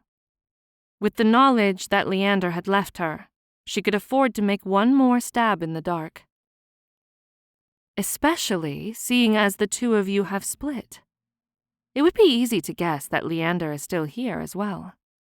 I think I could convince the king to devote more resources to finding him, at least. She could almost feel the rage lifting in a wave off Lycasta. You will do no such thing. You will not harm him while I live. Something in her voice made Anova pause. Her fingers dug into the hard porcelain, and she bit her tongue. The realization that she would have said the same thing about Cadmus was not an easy blow to take. Maybe I am becoming like them after all. Anova shuddered away the thought. Just do this, and we'll call your attempt on my life even after, Anova said in a dry voice. All I need from you is to deliver one message. and then we'll be quit of each other. For good this time," she added. The moth's head moved to look between Viridia and Anova, her gaze finally setting on the latter. "Fine, but only for the sake of not seeing the two of you again." Anova almost smiled at that. For once, the two of them agreed on something. Chapter 18. Juris was done pacing. He'd waited for hours to hear more of an explanation from his best friend about what was going on. She was sick, but it was worse than that, really. Like a wounded animal gone to hide in a den, she acted and looked as if she were dying. "Don't be dramatic," he scolded himself. He'd had enough of dramatics and Faye in general. He feared it was starting to affect him. What did he say to her? When he thought of him, his Fae master, he couldn't control the searing anger that rose within him like heat from sun-baked earth. His hands trembled with it. He'd had enough of the ass. He'd manipulated Juris's care for Anova just to bait her here. And he'd let himself be used. And now she was ill. If it was something of his doing, Juris vowed there would be hell to pay. But what can you do against them? You're just a puny, powerless human pet in the Fae King's gilded cage. Even Anova is strong like them now. Juris silenced these thoughts. They did him no good. Just as he was about to knock on the door to their bathing chambers again, it swung open. A pale Anova stumbled out. Juris caught her, barely. "Anova, you're shaking," he said. "I'm fine," she said. She couldn't seem to complete the thought. She looked at him, gripping his arms that held her. "Juris, I can't do it anymore. I can't seduce him. I can't convince him to free you. I'm so sorry. I can't even be in the same room with him anymore. It's too great a risk." She was afraid. Juris straightened. "What are you talking about? What did he do?" Anova shook her head. "It's not what he's done, but what he will do. I can't let it happen. I can't let him know." She stared into his eyes. "He can't charm me again. I don't want to forget Cadmus. Not ever again." "Tell me what's wrong," Juris said through a tight throat. "There's been a complication." At the last word, Anova's voice cracked. Juris looked at her. Her hand brushed against her abdomen as if searching for something there. Juris continued to stare at the area. It was hidden under the upper half of her tulle dress. Fae bodies were typically slim, all lean muscle with very little roundness or softness. This contrasted with humans' bodies. Humans' faces, ears, and bodies had much more curve to them, even if lack of food stole much of the effect for those living in Urbes. Though they'd dressed and briefly seen each other in the same quarters, as they had for much of their lives, Juris hadn't allowed his stare to linger on how her body had changed out of respect for their friendship and her privacy. She was, and always would be, just Anova to him. Of course, it was hard not to notice the burn scars across her skin and the way her face and ears had become sharp like a fae's. But she didn't seem so sharp here. Though he was a man and had never been that interested in the female body, growing up in a brothel had acquainted Juris with things that other men wouldn't know so well, such as how subtle and early, or even late, pregnancy could look. He met her gaze. How long? And by who? But he couldn't seem to get that part of the question out. As if she knew what he really asked, she said, "Cadmus and I, it's been a few weeks, a month, but I don't know how long I have. It's different for Faye." She breathed. Juris allowed her to collect her thoughts and start again. "There's no way to tell when. It could be anywhere from a couple months from now to the better part of a year. All I know is that all of them are born on the full moon," she said. And you think it will be the same for you? Juris said. The same as a fae. One of them. But he left that part unsaid as well. Anova collapsed in the nearest chair, her head supported by her hands as she closed her eyes. I don't know, she admitted. I don't even know if the blood crown will allow it, considering it previously tried to kill me as a human. After a second, her head jerked up to look at him. I can hear its heartbeat, she revealed. I don't know if he has heard it yet, too. This is the first I've noticed it. Her eyes went back to the floor. He didn't have to ask to know what she was thinking about. What Hellmyr would do when he found out. Anova had said he'd claimed to be content if Anova had another lover, so long as she pledged herself to him in the most binding of fae contracts. Juris wanted to snort. The asshole was about as willing to share his mates and land as a lion. Inside his skull, his teeth grinded together. He was tired of being useless here, powerless, and even dumb enough to make a bargain with a fae, binding him to this fae unless his best friend submitted herself to him. Anova was right. Hellmyr couldn't find out about this. Not if Juris still hoped to get himself out of this damned bargain, or if they hoped to ply him into helping them save Anova's fae boy and their friends. He looked at Anova, his family in every way but by blood. She'd risked her life to come save him from the situation he'd gotten himself stuck in. From the very start, she'd infiltrated fae in order to pay off both their debts and keep Juris from becoming Hinterfell's property upon his 18th birthday. Well, it was time to repay the favor. It was time to best the fae in the only way he could. Chapter 19. He would trick the Fae King. Juris's heart jumped into his throat as he looked at himself in the mirror. He knew well that what he was preparing to attempt was insane. But he was surrounded by unhinged, power-hungry Fae. It was the only way to be here.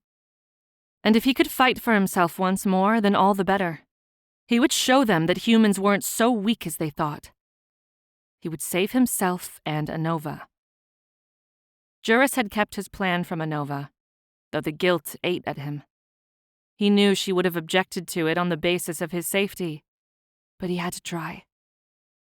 Anova had kept to her rooms for the past several days. He'd told the Fae King's healers that it was a case of food sickness. How long that explanation would hold until he stormed in himself and demanded to see her remained to be seen. No, Juris had to do something.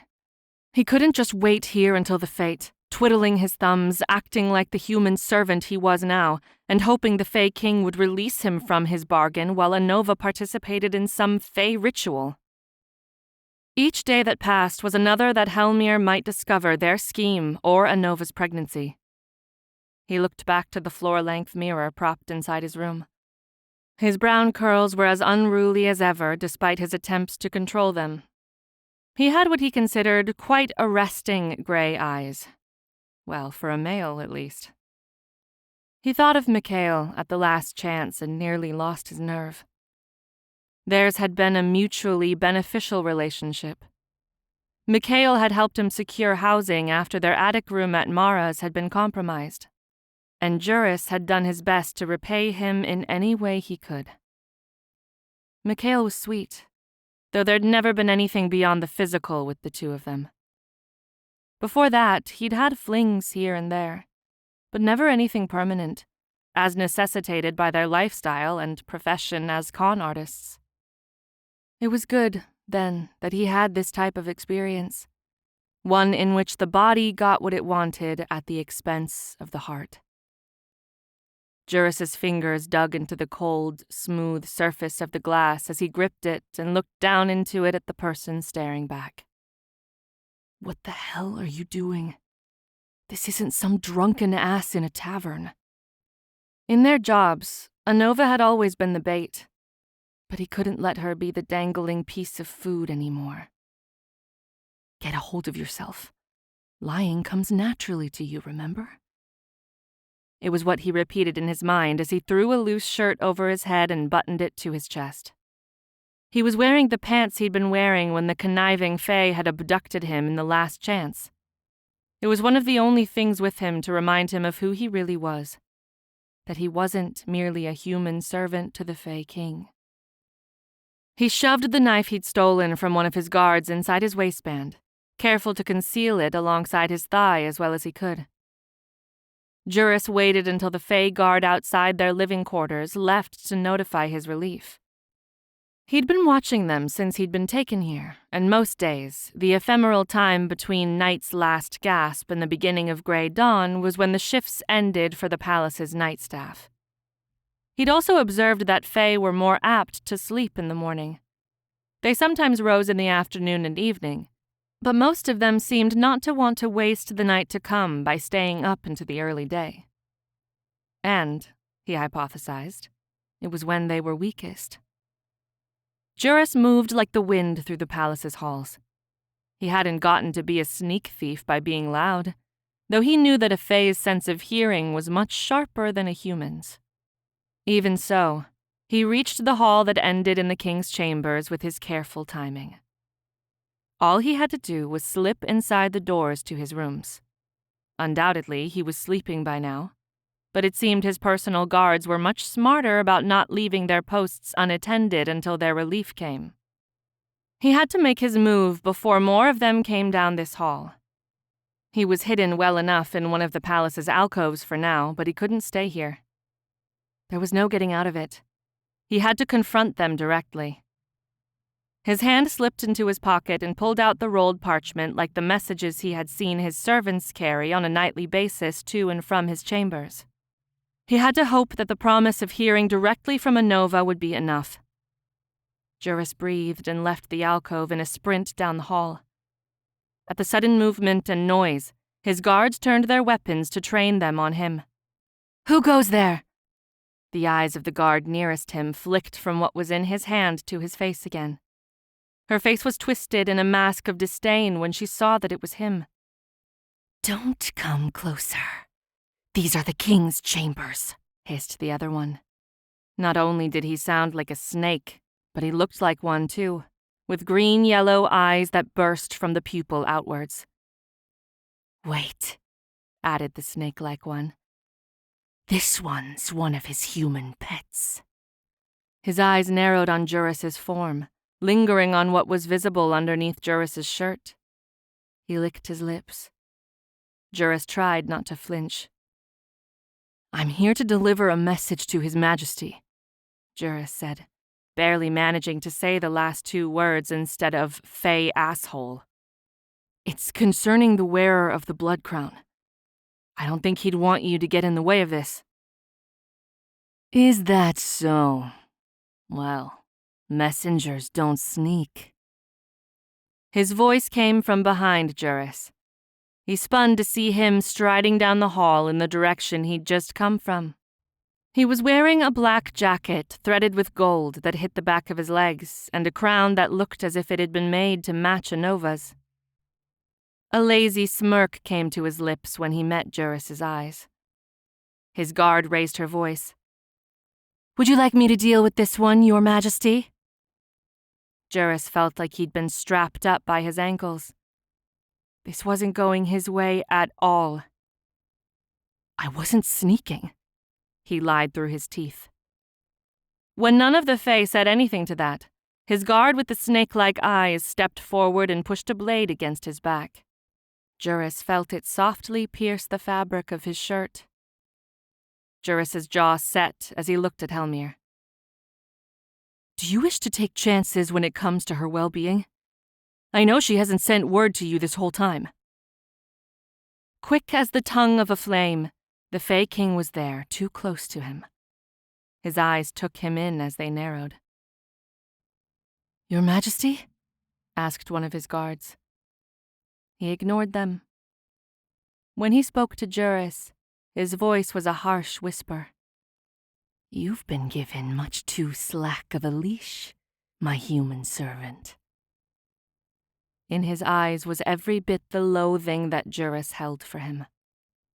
In fact, he continued, you don't even properly realize you're leashed. Before Juris could bite out a response to that, Hellmyr moved. In a blur, his hand reached towards Juris's hip. The Fae pulled free Juris's stolen knife that had been tucked into his pants waist. At the sight of it, his other guard pulled out her weapon. Assassin filth! Dare you to think you could hurt the King of Fae? She hissed. It was over now. He'd done a sufficient job of screwing himself and his chances of leaving this place. Anova had told him about the human they'd kept locked in his dungeons because her existence threatened his majesty. The feeling in the pit of his stomach told him the same fate would come for him in this guild-overwrought place. But Hellmyr said to the guards surrounding them, No. He exposed his teeth as he looked down on Juris. I'd rather teach him a lesson. Why ruin a servant so soon? The human ones break so easily. He felt he would be sick then and there. Heat flooded his body at his vile words. His plan had blown up. Spectacularly so. But he would show this Fae no one owned him. He'd fought his whole life not to be owned. It was a foolish thing to do, but it was the only thing left for him to try. His hand shot out to take back his stolen knife, but Hellmyr stopped him by grabbing his wrist. At once, he pinned both of Juris's hands behind his back, and he brought his mouth to Juris's ear. You wanted inside my chambers, did you? Then go. The Fae bastard then threw Juris through the doors. Chapter 20. Juris stumbled to the floor. Everything felt hot as a simmering rage boiled within him. He rose to his feet and spun around in one motion, abandoning his half-brained plan. There was no way he could seduce this monster, no matter what he'd felt at the last chance between them. He couldn't even do it for Anova. How did you know? Juris spat. What's that? The Fae King dug under his nails with the tip of the knife he'd taken from Juris. Juris threw the note from Anova on the floor between them. Of course it had been a farce, but he shouldn't have been able to foresee that. Damn it, this Fae was supposed to be protective of her, wasn't he? The knife he'd been holding shot through the paper, pinning it to the floor in a direct hit. Hellmyr looked over to him after he threw it. A guess, he said. And now I know with certainty. He smiled, but it looked wrong. Embarrassment surged through him. Juris bared his teeth at the Fae. What do you want? Hellmyr tutted. Trying to sneak into my rooms and you ask me that? He cocked an eyebrow at him. But since you asked, he showed his teeth again. The power to protect what is mine. A command of fear large enough to dissuade my enemies and allies from foolhardy acts. Good help. The Fae King's eyes scanned him from his shoes to his head, and Juris felt as if he were seeing him fully for the first time that night. They stopped at his open shirt. Run me a bath, servant, he said. Hot as it goes. His smirk could have melted ice. Are you kidding me? Suddenly, Hellmyr fell back against his low couch in the front room. When he didn't move, the Fae added, Or we could start with the pigsty in my bedroom. He opened one eye lazily. That would earn your keep.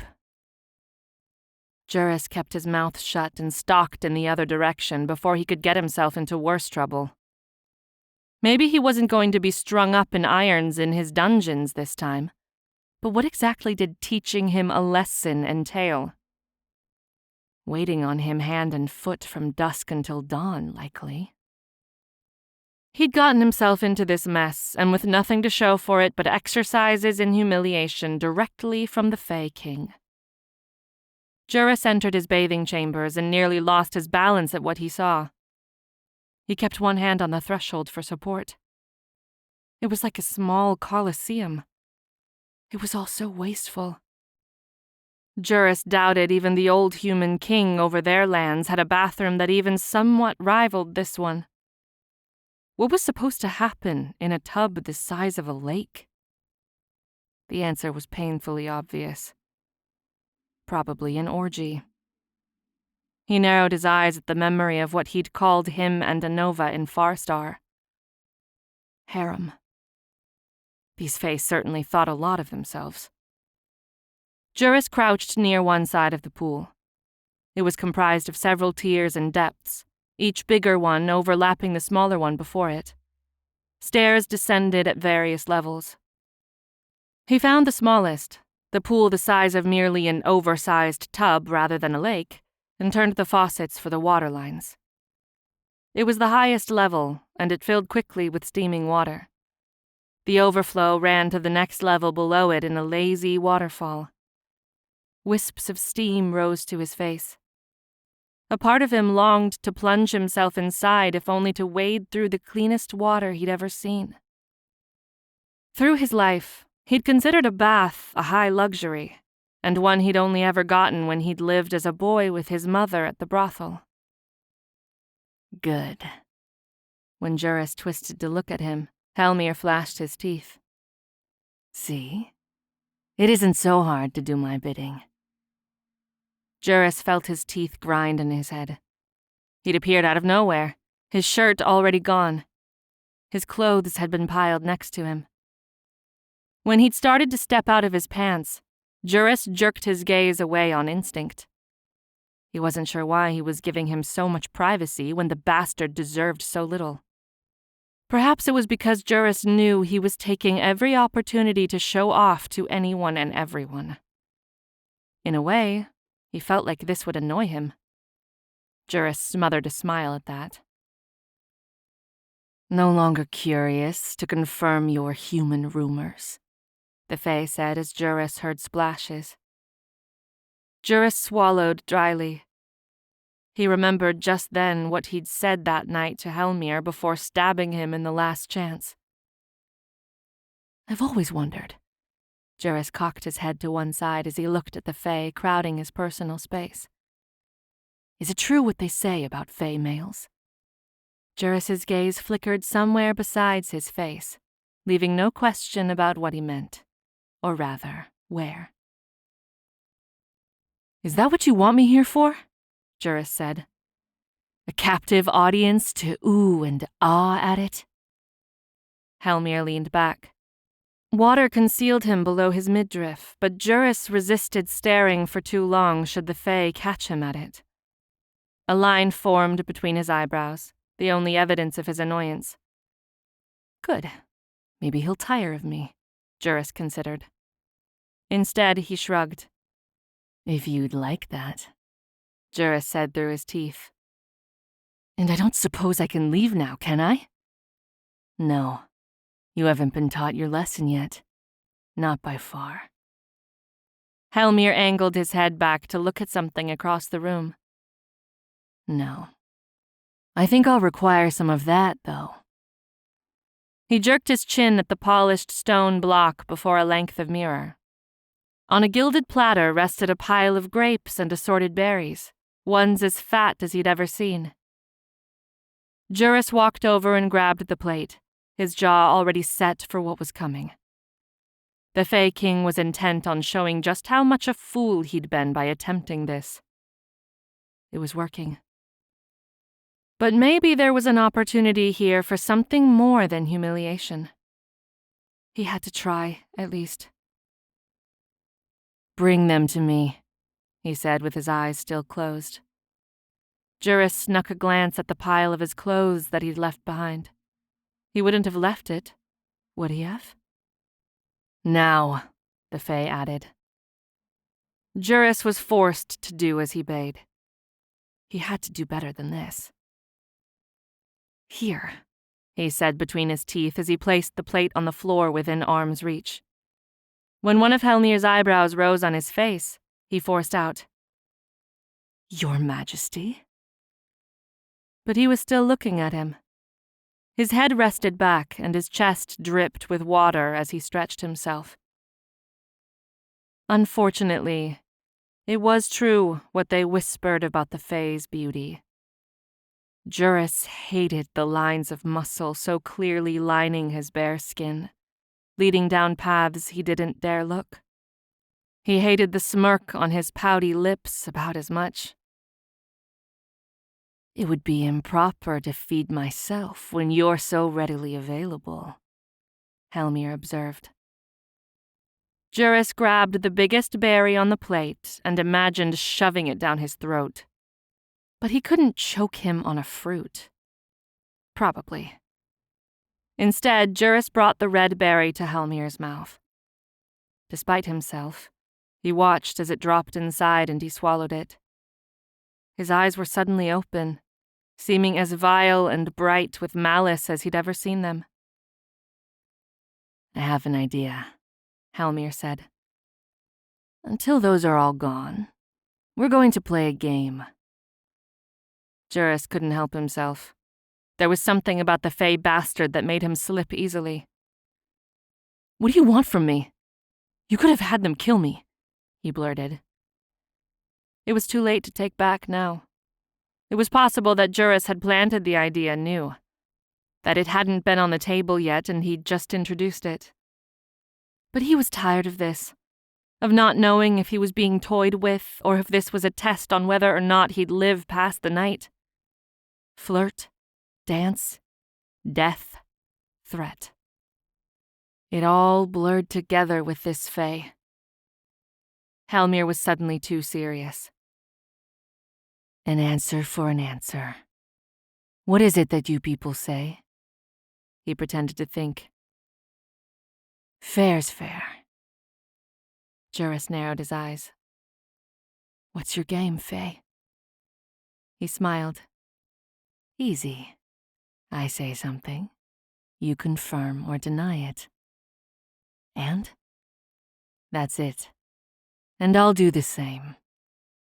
Hellmyr shrugged. "To determine whether I lie or speak the truth is your job. Though I'll do the asking first." Chapter 21.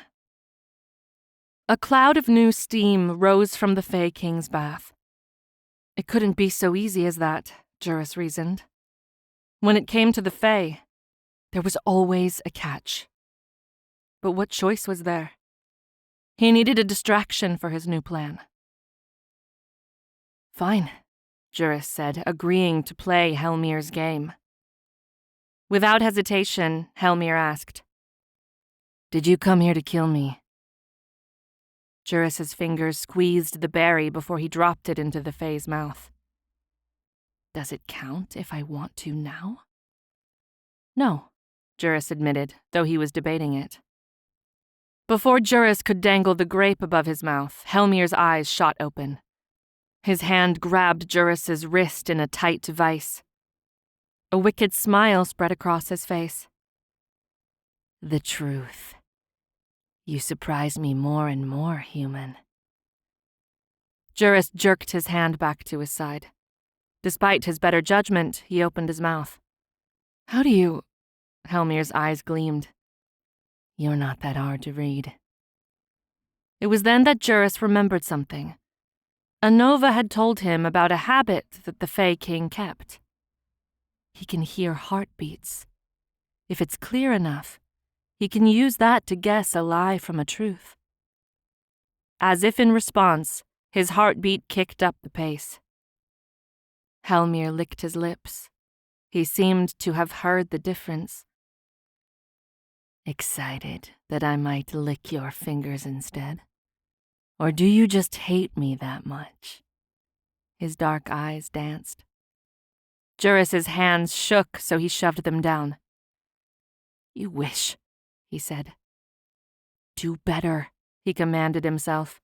"He'll hear the difference. His eyes briefly shot to the pile of the Fae's clothes. I have to keep calm if I'm going to pull this off. There was a possibility that his knife or another weapon was there. Hellmyr had closed his eyes again as he savored a strawberry that Juris had fed him. Have you come here to spy on me? Juris froze. It was closer to the truth than he would have liked. He'd originally planned to seduce Hellmyr into altering their bargain, and maybe even distracting him from Anova for the next several days until they could escape this damned place together. I have to learn to lie to him with more than words. He was acting much too suspicious. He picked up another berry. I'm not a spy, Juris asserted. Hellmyr opened his eyes. But that's not what I asked, is it? The Fae watched as Juris lowered the fruit to his lips. He sucked it in, locking his gaze with Juris's. His heart wanted to thrash out of his chest. Juris breathed, trying to drive thoughts that weren't helping his case out of his mind. Calm. He isn't going to kill you. Probably. What is it? Juris spat out. I told you my answer. No. But Hellmyr's smile had an edge to it. When I took you from that place that stank of ale and depressed humans. Juris stiffened. Immediately he knew what he was talking about. The last chance. The Fae continued. Well, I smelled something interesting. He paused as Juris shoved another grape at him, a vain effort to get him to stop talking. His heart couldn't help it. It sped faster, listening to the damned Fae's words. Not all of us have so refined a sense, especially when it comes to humans. In fact, many Fae can't even discern between the smell of human and rabbit blood. Hellmyr continued, despite no prodding from Juris. He paused. So, few of us can smell things like human arousal. His eyelids lowered. When I shoved you against that wall, just before you attacked me to try to get away, I thought I smelled something curious. The strawberry's juices splattered in Juris's hand, and it ran between his fingers. It almost smelled like... No, it didn't, Juris said between his teeth. He should have made his move now to seduce him and keep him from discovering Anova's condition. But something darker had been uncovered within him. Yes, something had raced through him when Hellmyr had touched him in that room. But it wasn't lust. It was hate, Juris said out loud. You said it yourself. How the two can be so easily confused with another. Hellmyr was silent. Finally. He seemed to be thinking as he chewed and swallowed the fruit Juris had been forced to feed him. He tracked how the Fae's throat moved. Hotter. Turn the water hotter, Hellmyr commanded in a low voice, staring straight ahead. Juris couldn't tell if perhaps he was watching the cascade of water flowing from one pool to the next or staring into nothing. Fae were difficult to read. Juris's heart calmed. Yes, that was right. He hated Hellmyr. That was why he'd acted like that. It had been repulsive to have this Fae so close to him, the one who had tricked and used him, the one who had hurt Anova. As the steam formed fog-like clouds in the oversized bathing chamber, Hellmyr leaned further back, exposing more of his chest as he breathed steam and said nothing. It was a welcome change. Now was his chance. As he pretended to take his time selecting more fruit to feed him, Juris moved quickly. The pile of his clothes wasn't far away, but he knew Fae had more sensitive ears than humans did. There was only a small chance that he'd left the stolen knife here, but Juris had to take that chance. His fingers rifled through the pile, moving aside his pants as his heart rate picked up. He wasn't finding it. It should have been here. No, it was only ever a weak gamble. Splashing reverberated through the space. Juris nearly leapt so that he was close to the platter of berries again. Through the heavy steam, Juris saw as Hellmyr's eyes cut to him. Chapter 22. Had he seen Juris picking through his things? Or had his elevated heart rate tipped him off? He had to distract this fae. I believe I'm owed a turn, Juris said as he crouched low enough to force the fruit to the fae's lips. Juris couldn't read Hellmyr's face. This wasn't the wicked fae from before who wore a smile like a snake would have. At least that fae was one he understood. Then speak it, Hellmyr said under his breath after he chewed the offered fruit. There was no promise of truth in this game, so he likely wasn't going to get it. But he needed something to keep Hellmyr's attention away from what he was attempting. And, if he admitted it to himself, he needed to know why. It had been eating him alive since Farstar. Why not kill me? She isn't going to say yes, clearly. This bargain hasn't gotten you what you wanted. Juris shut his trap before he could say more. In his mind, he added more. To a Fae king intent on getting what he wants at all costs, I've proven useless. Worse than that, a liability, a spy. But the answer was stupidly obvious. Anova would have hated him for killing Juris. Somehow it made Juris even madder. It wasn't rational, justifiable anger. It wasn't even righteous. But to be kept alive as a pet just because it would have angered the one that he was trying but failing to trick into a marriage. The fake King Hellmyr wasn't saying anything. Maybe he was thinking the same thing. Maybe he was reconsidering it. In that moment, Juris noticed what he hadn't before. Farther along the stone counter where the platter of berries had been was what looked to be a scattering of seeds on another plate. It seemed another of his servants had cut, cored his fruit, and left already. And left behind a knife. What he had to do came to Juris then. Hellmyr still wasn't speaking, so there was a chance that what Juris had said had somehow affected him. He needed to dig in more. Fortunately, Hellmyr had closed his eyes again. To cover up the sound of him moving, Juris said, And then there's my initial question. Why not let your guards take me to your dungeons? If you suspected spying and murdering from the start, why not let them kill me? Juris's eyes shot to Hellmyr, but he hadn't moved at all. Or is putting me in my place what you wanted all along, both in public and private? Juris's heart hammered, but this time it was from the words he spoke. He'd already pocketed the knife and made it back to the platter of fruit on it. Do you want me to let them? Hellmyr said. It sounded more like a statement than a question. Juris realized seconds later that he was serious. He was at a loss for words. Of course he didn't want that. But what did he want, really? The answer was startling. It came to him like a flash of lightning in the night. I want to control some part of my life again. But the last part of the thought stuck with him. When had he last had control over his life in a real way? When he was conning assholes in taverns to pay off a debt that would never be paid in full? Or fleeing the woman who wanted to make him another of her whores? He wanted to stop being the bargaining chip and start being the bargainer of his own fate.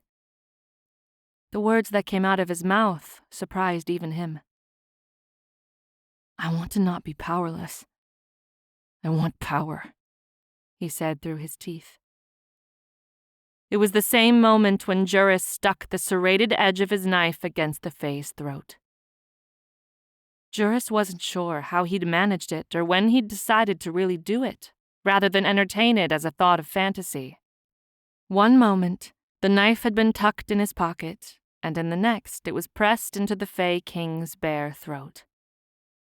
Underneath Hellmyr's skin, his Fae heartbeat flickered and bumped regularly against the knife's edge. The knife wasn't a big one nor a sharp one, but that made it even deadlier. If you had to be stabbed, would you rather it be a clean cut or by a jagged edge? If his expression was anything to judge by, Hellmyr seemed to be realizing the same too. "What are you doing?" he asked. "Threatening you, Fae," Juris said. "You know how that feels, right?"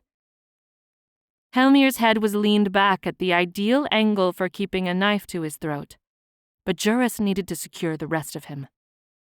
His lower body was submerged in the pool beneath him, so that was helpful, but he could still pull out of his hold with his free arms. "Spread your arms behind you and keep them apart," Juris said. "What is this, a search?" Hellmyr said. "You can quite clearly see there's nothing on me." Juris resisted a look down at his lower body. The Fae was trying to distract him back. "You have no magic now that it's after dawn," Juris continued. "But I can't risk anything." Juris pinned Hellmyr's arms down by gripping his wrists together and hastily binding them with his belt. Hellmyr breathed in his face. His eyes had narrowed on him. "Are you an experienced hostage taker, or are you naturally gifted in tying others up?"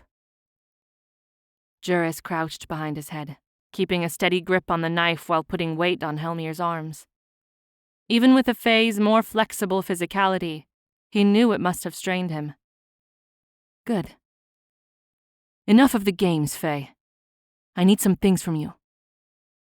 "And I thought the restraining was because of how delectable the grapes were going to get." Hellmyr's taunts seemed to roll off his tongue far too easily. Juris's blood throbbed faster through him in response. Was the bastard not taking this seriously yet? He shoved the jagged edge tighter against the Fae's throat, where a small dribble of red appeared. "That's not how it's going to be," Juris said. The taunting smirk fell off his face. "What is it that you want, then?" Hellmyr's puffs of breath moved a curl out of Juris's face as he looked down at his captive Fae King. The knife at his throat necessitated them to be close. "You are going to leave her alone," Juris commanded. "Unless she initiates contact, you do not. Say it." "How are you going to make me human? We have a bargain." His eyes smoldered as they looked up at him in a show of defiance. "I can make you do whatever I want." "And yet," Juris started to say. It all came to him then. "You haven't," Juris continued. "You haven't even now, when I could cut open your throat." The hate had made Juris blind to it. Hellmyr was allowing this, and he was doing it for a reason. "You..." Juris swallowed. Hellmyr's full lips pulled to one corner like he was fighting the emotions within him. Like they didn't agree. "What do you think you know, human?" he taunted. Hellmyr's eyes hovered on Juris's lips above him. It was for only a second, but he'd caught it. Juris felt his heart rate bob faster against the edge of the weapon held so tightly to his skin. Juris didn't think anymore. He leaned down and kissed Hellmyr on the mouth.